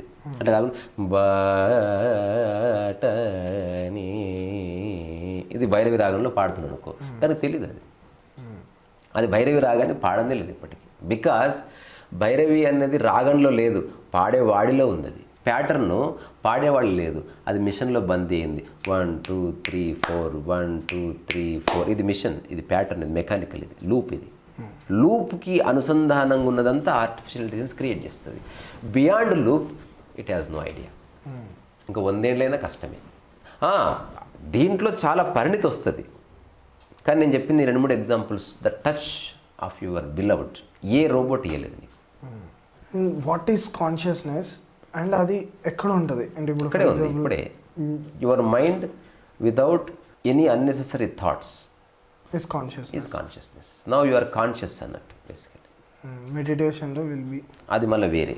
అంటే ఏ మరకలు అంటుకోని మనస్సు, దాని స్థితి అది conscious. We are living in simulation అనిపిస్తుంది అన్న కొన్నిసార్లు. ఎందుకంటే మీరు ఎవరి దగ్గరికి వెళ్ళి అడిగినా, ఏదో హిప్నటైజ్ చేసినట్టు ఎవరి దగ్గరికి వెళ్ళి అడిగినా సరే ఏం కావాలా నీకు అంటే డబ్బు కావాలి. మెజారిటీ చెప్తున్నా, ఎవరి దగ్గరికి వెళ్ళి అడిగినా సరే బంగ్లా కావాలి, కార్ కావాలి, అమ్మాయి కావాలి. So it's like a simulation or it's ఏది నీ సమాచారం బయట ప్రొపెల్ అవుతుంటుందో అవే ఆలోచనలు నీకు వస్తాయి అంతే. అంతకు బియాండ్గా రావు. నిన్న ఈవినింగ్ పెద్ద చర్చ జరిగింది దాని మీద. I get so many interesting ideas. అంటే నీకు తెలియని విషయం గురించి ఏదైనా థాట్ వస్తా అంటే చెప్పలేకపోయాను. సచ్ యాజ్ అంటే నేను చెప్పాను టిబారా, ఆగిపోయాడు. దానికి సంబంధించిన ఏ ఇన్ఫర్మేషన్ లేదు నీలో, తద్వారా యూ రిమైన్ సైలెంట్. అట్లా కాకుండా హఠాత్తుగా రేపు టిబారా అనే ఒక చిన్న గ్రామంలో అనుందనుకో, అక్కడి నుంచి గ్రామం ఎట్లుంటుంది, నీ మైండ్ ఎవల్యూషన్ స్టార్ట్ అయింది. సో ఏది నీకు తెలియదో అది నీ ఎప్పటికీ తెలియదు. ఏది నీకు తెలుసో అది అసంపూర్తిగానే తెలుసు. ఏది పరిపూర్ణంగా తెలుసో అది ఆలోచన ఎండ్ అయిపోతే సాధ్యం. ఇది లేయర్స్ ఆఫ్ థింకింగ్ అన్నట్టు. మనం చనిపోయాక ఏమవుతుందో అసలు అలాంటిది లేదు. You are not dying. మన వరల్డ్ ఎప్పుడైనా రెండిట్టుకున్నాయి. గ్లాసు పగిలిపోయిందా సరిగ్గా చూడు, డిఫరెంట్ షేప్లో మారిందండి. ఇట్స్ నాట్ నువ్వు అనుకున్నట్టు లేకపోతే చచ్చిపోయినట్టు కాదు. మన పాయింట్ ఆఫ్ వ్యూలో మనిషి బయటికి వస్తున్నాడు, వాడు ఎప్పుడైతే గర్భం నుంచి బయటకు వస్తున్నాడు, డాక్టర్స్ తీసిర్రో అప్పుడు పుట్టినట్ట. అంతకు 3 సెకండ్ల ముందు లోపల లేడవాడు, మరి ఆడేవాడు. నువ్వు ఎక్కడి నుంచి లెక్కలోకి తీసుకుంటే నువ్వు రాసుకోవాలి కదా డేటు, మరి నీకు ఆధార్ కార్డు అవన్నీ కావాలి. కాబట్టి డెత్ డే చచ్చిపోయిన డేట్ ఎప్పుడు చచ్చిపోయిండు, కరెక్ట్గా 3 నిమిషాల 3 గంటల 6 సెకండ్లకి ప్రాణం వదిలేడు. అంటే గాలి శ్వాస ఆగిపోయింది. శ్వాస ఆగిపోయిన తర్వాత something started taking place which is unknown to you. అంత మాత్రం చేత మనకి ఆ బాడీతో పని లేదు కాబట్టి పడేస్తున్నాం అంతే. సో ఒక పాయింట్ ఆఫ్ వ్యూలో ఒక టైంలో ఒకటి స్టార్ట్ అయ్యి ఒక టైంలో ఆగింది, దాన్ని మనం లైఫ్ అంటున్నాం. లైఫ్ యొక్క పర్స్పెక్టివ్ కంప్లీట్గా వేరే. అక్కడి నుంచి చూస్తే ఇక్కడ ఏది చస్తలేదు, ఇక్కడ ఏది చావదు. అందుకే ఓషో గారి సమాధి మీద రాసుంటుంది he visited the planet earth between 1930 and 1991 something like that. Yeah. And మీరు బుక్లో రాశారన్న spirituality is sugar coated business bluff biscuit. ఇప్పుడు జరుగుతున్నది అంటే మీకు ఏ పాయింట్లో అనిపిస్తుంది? అన్ని పాయింట్స్లో. ఇప్పుడు ఒక అమ్యూజ్మెంట్ పార్క్ కాదు, ఆశ్రమం ఎలా ఉండాలంటే అక్కడ గురువు తప్ప సత్యానికి సంబంధించిన ప్రశ్న తప్ప ఏది ఉండొద్దు అక్కడ. వేరే ఉందా నువ్వు డిస్ట్రాక్ట్ అవుతావు. రేపు కలుసుకుందాం లేదు, రెస్ట్ తీసుకొని ఇక్కడ సైట్ భలే ఉంటుంది అసలు, చూద్దా సెల్ఫీ దిగుదంతా. సత్యాన్ని వేసి అట్లా ఉన్నాడు, అన్ని పక్కకు జరిపిండు వాడు. అట్లాంటి వాళ్ళకి నువ్వు ఎలా ఉండాలి ఆశ్రమం అంటే ఏముండదు అక్కడ. అసలు 90% పడిపోతారు పోయేవాళ్ళు. అక్కడికి పోయేది సత్యం కోసం కాదు, ఇంకొక వేలో ఎంటర్టైన్ అవ్వడానికి. దొందే, వీళ్ళు అట్లే పాడారు, వాళ్ళు అట్లే పాడారు. వాళ్ళందరికీ ఒకటే చెప్పాలనుకుంటున్నా, ఆల్ ద బెస్ట్. ఎక్కడికి పోవు, అక్కడే ఉంటున్నాను. వేర్ ఇట్ ఆల్ స్టార్టెడ్ అన్న, అంటే మీ లైఫ్ జర్నీలో నేను ఏం చేయకుండా హ్యాపీగా ఎట్లా ఉండాలని మా కుక్క చూసి తెలుసుకున్నాను నేను. నా దగ్గర రూపాయి లేదు, మంచి ఆకారం లేదు, ఏం సాధించలేదు, ఫ్రెండ్ క్రియేషన్ చదవలేదు, హాయిగా ఉంటుంది అట్లా. చిద్విలాసం అంటారు కదా, అట్లా నాకు అనిపించింది. అట్లా ఉండిపోవాలి, కలిగింది సంవేదన. ఏదో కామెడీకి కాదు. దెన్ యూ గ్రాస్ మొత్తం నాలెడ్జ్. నాకు అర్థమైంది అసలు ఈ నాలెడ్జ్ అనేది పుస్తకాల నుంచి వచ్చేది కాదు. ఇది దానికి సింపుల్గా చెప్తున్నా కదా, ఏది ఉన్నా లేకపోయినా నిద్రకి సంబంధం లేదు, ఏది ఉన్నా లేకపోయినా నీ ఆనందానికి సంబంధం లేదు, ఏది రాని ఏది పోని నీ యొక్క ఈజ్కి సంబంధం లేదు, ఏది రాని ఏది పోని నీ యొక్క ఏమంటారు పీస్ ఆఫ్ మైండ్కి సంబంధం లేదు. లింక్ పెట్టడంతో ప్రాబ్లం స్టార్ట్ అయింది. కొన్ని నేను లింక్ పెట్టాను, సఫర్ అయ్యాను. ఇప్పుడు నా లింక్ తెంపేసింది. నేను పుస్తకం ఎందుకు రాస్తున్నట్టు ఊరికి నేను జనాలు చదవకపోతే చదవకపోని, నాకేం సంబంధం. ఎవరు కొనకపోనబ్బా, ఇంటెన్సిటీ సంబంధమే లేదు అసలు వాటితోటి. జనాలు ఇప్పుడు ఎక్కువ ఉదాహరణకి ఎప్పుడన్నా యూట్యూబ్ వీడియోలో చూస్తాం కదా, 2 lakh వ్యూస్. మానవ జనాభా ఎంత తెలుసా? 800 కోట్ల మంది. ఎవడన్నా 800 కోట్ల మంది చూసిన వీడియో ఉందా? అయిపోయా. అంతటి దానికి ఎందుకు ఈ న్యూసెన్స్ అంతా? సో బెస్ట్ సెల్లర్ అట్లా సంఖ్యకు సంబంధించిన స్టేట్మెంట్. సో బెస్ట్ సెల్లర్ కాదు, I'm just writing what I understood in a simplest language. అక్కడితో నా యొక్క జీవిత పరమార్థం పూర్తయిపోయింది. నేను ముద్రించకపోయినా నాకే బాధ లేదు. నేను ముద్రించి ఇప్పుడు నెక్స్ట్ బుక్ లాంచ్కి నువ్వు రా. ప్రపంచంలో అలాంటి బుక్ లాంచ్ జరగదు. ఎవరు అతిథి ఉండరు, ఎవరు ఉండరు, రిసీవ్ చేసుకునే వాళ్ళు ఉండరు, మెసేజ్లు ఉండవు, ఏముండవు. ఊరికే వస్తారు, 300-400 మంది వస్తారు. కుర్చీలు ఉండవు, నచ్చిన చోట కూర్చుంటారు. ఏందబ్బా అడిగేది? ఆడ కూర్చుంటు సార్, ఈడ కూర్చుంటు సార్, నీకు తెలియదు ఎక్కడ కూర్చోవాలి. మేము ఇంటికి ఎవరు వస్తే నేను నీళ్ళు కూడా అడగాను. నీకు దాహం అయితే అడిగి తాగు, ఎక్స్పెక్ట్ చేయక. అసలు ఇది ఆ జోన్ గానే కదా. అసలు ఇక్కడ ఎవరు అతిథి లేడు నీకు ఆతిథ్యం ఇవ్వడానికి. ఇక్కడ హోస్టు లేరు, గెస్టు లేరు, అందరు మనుషులు ఉన్నారు అంతే. ఇది వస్తే పో, నీరు కావాలంటే తాగు, దుబ్బాలంటే దుబ్బే. అట్లా బుక్ లాంచ్ నేను రాశాను, మీరు వచ్చారు, పుస్తకం తీసుకుపోవడానికి వచ్చారు అంతే. మిగతా అంతే రిలవెంట్. ఒకరితో మాట్లాడుకోండి. ఆ తర్వాత కరెక్ట్గా బుక్ లాంచ్ అనుకున్నప్పుడు నువ్వు రా, ఇది నువ్వు చెయ్యి అంతే. అంటే నేను దీనికి అగెనెస్ట్ కాదు, సమత్వాన్ని నేను పరిచయం చేస్తున్నా. ఇక్కడ ఎవరు ఎక్కువగా తక్కువ కాదు, రాసినవాడు గొప్ప కాదు, కొనుక్కునేవాడు తక్కువ కాదు. అందరు ఉంటేనే ఒకటి బయటకు వస్తుంది. నేల ఉండాలి, విత్తనం ఉండాలి, అప్పుడే గులాబీ ఉంది. మొత్తం గింజలన్నీ ఉన్నాయి, భూమి లేదనుకో, లేదా భూమి అంతా పాలిష్ బండలే ఉన్నాయి అనుకో, ఏ గులాబీ విత్తనం మొలకెత్తుతుంది. అందుకని ఈ ఈగో అంటే దీన్ని సక్సెస్కి ప్లాట్ఫామ్గా నేను వాడుకోవట్లేదు. I don't want to become success at all. నేను జీవితకాలానికి డిక్లేర్ చేస్తున్నా. అంతకంటే అబద్ధము ఢోంగ్ ఇంకోటి లేదు. గుర్తించేవాడు లేకపోతే సక్సెస్ ఎక్కడిది? నేను అసలు గుర్తించేవాడిని ఎప్పుడో టాటా బై బై చెప్పేసి, నాకు ఆసక్తి లేదు. ఎవరిదో గుర్తిస్తే అది వాడి హెడ్ ఏక్, మనకు సంబంధం లేదు. జనాలు గుర్తిస్తున్న కొద్ది మెల్లగా వేషం మారుతుంది, ఆఫీస్ సెటప్ మారుస్తూ. అప్పట్లో అలా ఉండేది, ఇప్పుడు కొంచెం కష్టమైపోతుంది. We need a big place to operate. అట్లాంటి నాన్ సెన్స్లు ఏమీ లేవు. జస్ట్ నువ్వు బయటకు పోయి కూర్చోరా, బయట బోర్డు అంత ప్లేస్ ఉంది. సో వెరీ సింప్లిఫైడ్ అన్నట్టు.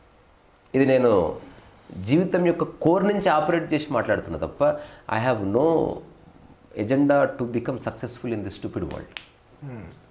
ఈ గుర్తింపు నాకు వద్దు, నాకు అవసరం లేదు.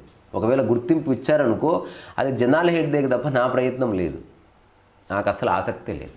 And your love towards cinema అట్లేం లేదు. I love everything. చేయగలిగిన ప్రతి ఒక్కటి చేస్తాను. సినిమా ప్రొడ్యూసర్ ఇంట్రెస్ట్ ఏం లేదు. అందరం కలిసి 5,000 వేసుకొని ఇక్కడ రూమ్లో తీస్తా సినిమా. ఇష్టం ఉంటే చూస్తారు, లేకపోతే లేదు. నాకు ఎంతే సాధ్యమైంది రాబాయి, ఇదే నాకు అర్థమైంది. అసలు లేనిపోని వాటికి ఆవేశపడి బాధపడకు. ఏది సాధ్యమో అది చెయ్యి, అక్కడితో దాన్ని ఆస్వాదించు. ఓన్లీ ఆర్ఆర్ఆర్ ఒకటి గొప్ప సినిమా కాదు, నువ్వు ఎంజాయ్ చేసింది సినిమా అంతే. డబ్బులు వచ్చింది సినిమా, ప్రపంచం దృష్టిలో అది మనకు సంబంధం లేదు. ఇప్పుడు నేనే ఒక మెగాస్టార్ ఇంట్లో పుట్టుంటే అది వేరుండేది కదా సినిమా. అప్పుడు ఆల్రెడీ ప్రొడ్యూసర్స్ ఉంటారు, టెక్నాలజీ ఉంటుంది, ఎడిటర్స్ ఉంటారు, చేతులు అట్టుకొని ఉంటారు. కథ రాసే సరిపోతుంది. సో కథ రాయడానికి నేను పెద్ద స్టార్ ఇంట్లో పుట్టాల్సిన అవసరం లేదు, ఆ నాలెడ్జ్ నాకుంది. I have developed it. Sukumar రాయగలడు, త్రివిక్రమ్ రాయగలడు, నేను కూడా రాయగలను. త్వరలో నేను సినిమా తీస్తా వెరీ సూన్. చాలా సినిమాలు తీస్తా యూట్యూబ్లో. నేను ఇప్పుడు అంటే ఈ హీరోలు ఎప్పటికీ చేయలేరు అటువంటి సినిమాలు తీస్తా. గట్స్ సరిపో యూట్యూబ్ మళ్ళీ ఏ ఫోన్పే గిన్పే ఏం పెట్టను. అంటే ఇది ఏమంటుంది ఓటీటీ అట్లా కాకుండా సినిమా చూడండి, నచ్చితే ఈ అకౌంట్ నెంబర్కి పంపించండి. దీనికి అసలు డబ్బులు మేము ఇన్వెస్ట్ చేయలే, అంత ఫ్రెండ్సే. త్వరలో ప్రొడక్షన్ చేస్తా, ఒక వ్లాగ్ చేస్తా. అంటే ఇప్పుడు చెప్తున్నది ఇంకా చేయలేదు నేను. మొన్న ఒకటి చేశారు కదా, చేసినాం. దాదాపు ఎంత ఒక 10-15 రూపీస్ అయింది ఇన్వెస్ట్మెంట్. టీల్ అయినాం కదా, చాలా heavy budget. Single shot. Actually నాకు చాలా బాగా నచ్చింది అన్న. అంటే నేను ఇప్పుడు ఒకటి గుర్తుపెట్టుకో, రియల్గా నెత్తురు వాళ్ళు కొట్టుకుంటున్నారు జనాలు. అది వీడియో తీస్తాడు ఒకడు, ఏమో తెగ చూస్తారు. సినిమా అట్లా ఉండాలి. నువ్వు అసలు మెస్మరైజ్ అయిపోవాలి, దాంట్లోకి వెళ్ళిపోవాలి నువ్వు తప్ప. అరే బ్యాక్గ్రౌండ్ చూసినావా కాక మస్తుంది, నువ్వు సినిమా చూస్తలేవు. సినిమాని సరిగ్గా చూసినావు అనుకో, నీకు లొకేషన్ కిషన్ డిసైవర్ అయిపోయి ఎవడు యాక్ట్ చేస్తున్నాడో యాక్టర్ ఎవడు కాకుండా నువ్వు సందర్భంలోకి వెళ్ళిపోతావు. అట్లా ఎట్లా చేయాలో నాకు ఒక ఆలోచన ఉంది. నేను తప్పకుండా తీస్తే, ఇప్పుడు వీళ్ళు తీసిన పెద్ద పెద్ద సినిమాలో 1 కోటి మంది చూశారనుకో, నాది 100 మంది చూసినా ఐఎమ్ ఓకే విత్ ఇట్. రెండోది నా యూట్యూబ్ సబ్స్క్రైబర్స్, నా యాక్టర్స్. నేను ఎవరిని తీసుకొని ఇంకా మోనోపల్లి. పెద్ద పెద్ద యాక్టర్స్ దయచేసి ట్రై చేయకండి, తీసుకోము మేము మా సినిమాల్లో. నో, దిల్ రాజ్ అయినా సరే, సురేష్ బాబు అయినా సరే, వాళ్ళకి మన సినిమా ఇయ్యం మేము. We are not interested in you. మీరు ఇప్పుడు రాస్తున్న నెక్స్ట్ బుక్ గురించి? నెక్స్ట్ బుక్స్ 2 రాస్తున్నా. ఈ సంవత్సరం 6 పుస్తకాలు వస్తాయి. ఇప్పుడు రాస్తున్నది కోట్స్ ఆఫ్ ముషిన్ మస్క్యులిన్. యాక్చువల్ కోట్స్ ఆఫ్ ముషిన్ రాశారు కదా, అది నోట్స్ ఆఫ్ ముషిన్. ఇది కోట్స్ ఆఫ్ ముషిన్. ఇది మస్క్యులిన్ అనమాట. అంటే ఈ ప్రపంచంలో నన్ను బాగా ఇన్స్పైర్, నన్ను కానీ నా హృదయానికి టచ్ అయిన ఫిలాసఫర్స్. దాని ఓపెనింగ్ స్టేట్మెంట్ ఉంటుంది, these are not human beings, these are aliens. వీళ్ళు ఆడమ్మగా ఏ దేశం అని కాదు. జ్ఞానికి దేశాలు ఉండవు. అందుకని వాల్ట్ విల్ట్మ్యాన్ చూసినప్పుడు, లేకపోతే ఫ్రెడ్రిక్ నిషన్ చూసినప్పుడు, జిన్పాల్ సార్త్రే దేశాల పరిధిలో చూడకండి. ఈ దేశ ఫిలాసఫర్ అట్లా అవసరం లేదు. ఆడి మైండ్ అనేది యూనివర్సల్ అది. సో అట్లా దాదాపు ఒక 50 మంది ఫిలాసఫర్స్ ప్రస్తావన ఇందులో ఉంటుంది.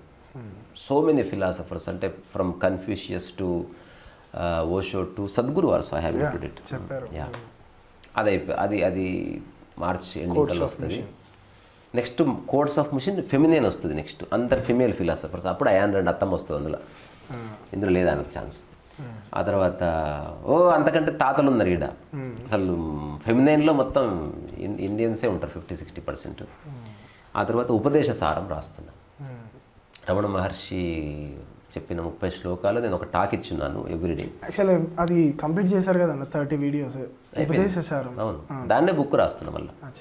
అట్లా అంటే ఎవరన్నా చదవాలనుకు నాకు ఇష్టం రాయడం. I'm just revisiting. అంటే ఇప్పుడు నేను టాక్లో కొంచెం ఎలాబొరేటెడ్గా చెప్పిండొచ్చు. రాస్తున్నప్పుడు చాలా కన్సైజ్గా, ససింక్ట్గా, ప్రిసైజ్గా రాస్తున్నాను. ఎక్కువ చెత్త లేదనమాట. అంటే చేతి రాతితో రాస్తేనే ఒక్కొక్క శ్లోకం 3-4 పేజీల్లో అయిపోతుంది. అంటే సుప్ అని తిప్పేయచ్చు. దాంట్లో రాసే విధానం కూడా క్లియర్గా డిఫైన్ అవుతుంది. అంటే ఏదైతే హైలైట్ అవ్వాల్సిన స్టేట్మెంట్స్ ఉన్నాయో సత్యాన్ని, అంత సత్యమే, అందులో న్యూసెన్స్ లేదు. రెండోది వేరే ఫిలాసఫర్స్ ప్రస్తావన లేదు, వేరే పుస్తకాల ప్రస్తావన లేదు. ప్యూర్లీ ఒక కామన్ మ్యాన్ ఒక ఆథెంటిక్ ట్రుత్ని తేలికైన పరిభాషలో చెప్పడానికి చేసే చిన్న ఒక ఎఫర్ట్లెస్ ఎఫర్ట్ అన్నట్టు అది. ఆ తర్వాత నా ఆటోబయోగ్రఫీ వస్తుంది, so much to do nothing to achieve. Autobiography of a do nothing fellow, casually return, ఇది ఒక బుక్ వస్తుంది. ఆ తర్వాత యోగి చిన్నమ్మ అని ఒక పుస్తకం వస్తుంది, అది కూడా హ్యాండ్ రిటర్న్ బుక్కే. ఆ తర్వాత అమ్మ కూడా ఈ సంవత్సరం రాస్తా, బుచ్చారెడ్డి గారి కథ. ఆ తర్వాత అసలు అక్షరాలు లేని ఒక పుస్తకం రాద్దాం అనుకుంటున్నా. యా, అంటే బ్లైండ్ పీపుల్ లేకపోతే కాదు, జస్ట్ డయాగ్రామ్స్, అంత బొమ్మలే ఉంటాయి, బొమ్మలు గీతలు ఉంటాయి, అసలు ఏముండదు అందులో. మొత్తం తిప్పగా ఇప్పుడు నువ్వు ఒక బుక్ కొన్నావు, అదే నేను ఒక బుక్ కొన్నా, వీడో బుక్ కొన్నాడు అనుకో, ఒకటే స్టేట్మెంట్ ఉంటుంది మొత్తం పుస్తకంలో, 1 లైన్. అది నీకు ఒక పేజీలు ఉంటుంది, నాకు ఒక పేజీలు ఉంటుంది, నువ్వు వెతుకులాడాలి. రెండోది అది ఒకటే చోటు ఉండదు. ఒక చిన్న నీకు ఒక ఆర్డర్ ఉంటుంది దాని మీద, ఒక నెంబర్ లాంటిది. ఇప్పుడు నువ్వు ఫిగర్ అవుట్ చేసి ఆ పదాలన్నీ కలుపుకుంటే ఒక సత్యం తెలుస్తుంది. ఆ పుస్తకంలో అది ఒక చిన్న పజిల్ లాంటిది. అంటే కొంచెం search, person to person difference. అప్పుడు అలా అయితే మీరు 1000 ప్రింట్లు కొడితే 1000 పుస్తకాలు రావాలి అనుకుంటున్నాను. ప్రయోగం చేయాలంటే తప్పదు మరి. అట్లా ఒకవేళ దాని సేల్స్ ఎక్కువ పెరిగినా కూడా ఇట్స్ లైక్ తెలియదు నాకు. ఆ ఆలోచన వచ్చింది తర్వాత. ఇంతవరకు పుస్తకం ఎప్పుడు సర్కిల్ షేప్లో లేదు. I want to print A book like that. అట్లా సర్కిల్ షేప్. అది సర్కిల్ అంతే. అంటే నేను అనుకుంటున్నా తర్వాత 1 పేజ్ బుక్ ఒకటి అనుకుంటున్నా. అంటే ఒకటే ఉంది కదా, ఇట్లా ఓపెన్ చేస్తే యాక్చువల్ పెద్ద పేజ్ అది ఇట్లా ఇట్లా ఇట్లా ఇట్లా ఇట్లా ఉంటుంది అంతే. ఇట్లా చదువుతూ పోతే మళ్ళీ వెనక నుంచి చదువుకుంటూ వస్తావు అట్లా. నిజం యా. నేను ఇప్పుడు రాజమౌళి సినిమాలు చేసే అవకాశం ఉంది, నాకు పుస్తకాల్లో అవకాశం ఉంది. I will experiment with books. And wear the source comes అన్న. ఇప్పుడు నీవే కొన్ని పుస్తకాలు నీవు సోర్స్ అయినప్పుడే అనంతంగా వస్తుంది అది. ఇప్పుడు మనం పక్కింటి నుంచి నీళ్లు తెచ్చుకున్నంత వరకు ఎక్కువ తీసుకోలేవు. బోర్ పడ్డది అనుకో, రాయి వగిలి అట్లా ఇంకా నీళ్ళు ఎంతైనా పట్టుకో, ఎండు కావు ఇంకా. అట్లా సోర్స్ నేనే. నిజానికి ఒకటే పుస్తకాన్ని 100 పుస్తకాలు రాస్తున్నా, ఎవరికి తెలియదు అది. రకరకాలుగా చెప్పిందే రకరకాలుగా చెప్తున్నా. సో అన్న, ద వే యూ డ్రెస్ కానీ ఇదంతా కూడా అంటే టు మేక్ డిఫరెన్సా లేకపోతే ఏం లేదు, నాకు హాయిగా ఉంది ఇట్లా. ఓకే. అంటే ఎప్పుడు ఇదే యోగా చేసేటప్పుడు ఇదే, ఇంతసేపు రోడ్డు మీద కూర్చున్నది ఇదే, వెనకంత డస్టే ఉంటుంది. ఆ తర్వాత పడుకునేటప్పుడు ఇదే. ఓకే. ఇంతవరకు పడుకునేటప్పుడు షార్టు, తర్వాత బయటకు వెళ్తే ఒక ప్యాంటు తీసి పాడుదోగినదాన్ని అసలు. అది ఇప్పుడు నేను బయటకు వెళ్ళే బట్టలు, స్టేజ్ మీద వేసుకునే బట్టలు, బాత్రూంలో వేసుకునే బట్టలు ఒకటే. ఇప్పుడు అద్వైతం వచ్చేసింది. దీనికి ఇన్నేళ్ళు పట్టిందిరా నాయన చిన్న విషయం తెలుసుకోవడానికి. లేకపోతే ఇది మంచి బట్టలు, ఇది మంచి నాకు గుర్తులేదు, సమయం తెలియదు. ఇంకా 2009కి ముందు సమయం ఉన్నది, ఇప్పుడు సమయం లేదు. ఒక మూమెంటం ఉంది. ఐఎమ్ జస్ట్ మూవింగ్ అహెడ్ ఏదో డైరెక్షన్లో. నాకు లక్ష్యం లేదు కాబట్టి ఐ కెన్ డూ ఎనీథింగ్. ఇప్పుడు అంబిషన్ వచ్చిందనుకో, ఈ ఇంటర్వ్యూ నాకు ఉపయోగపడుతుందా లేదా ఆలోచించి నేను అది చేస్తాను. ఇప్పుడు నాకు ఉపయోగపడని పడకపోని అసలు నువ్వు అప్లోడ్ చేసినా చేయకపోయినా నాకేం సంబంధం లేదు. అది నీ హెడేక్ నీది, నా హెడేక్ నాది. ఫ్రీ అయిపోయింది, హాయి ఉంటుంది అసలు. Nice. Thank you so much. Violin వాయిద్దామా? వాయిద్దాం అన్న.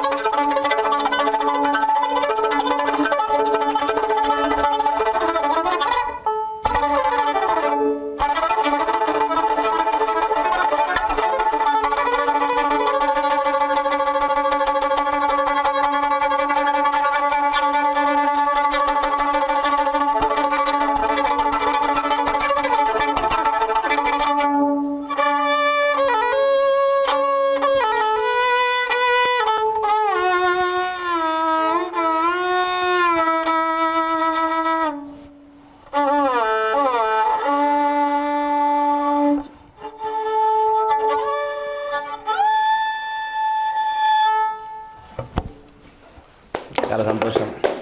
Really very good conversation. I see చేద్దామని మీరు అప్పుడు అన్నారు కదన్నా, చాలా వీడియోస్ చేద్దాం, చాలా చేద్దాం. ఇట్లనే కాదు, అసలు ఎక్స్ప్లోర్ అయ్యాం. అదే నేను త్వరలో ఒకటి చేద్దాం అనుకుంటున్నాను.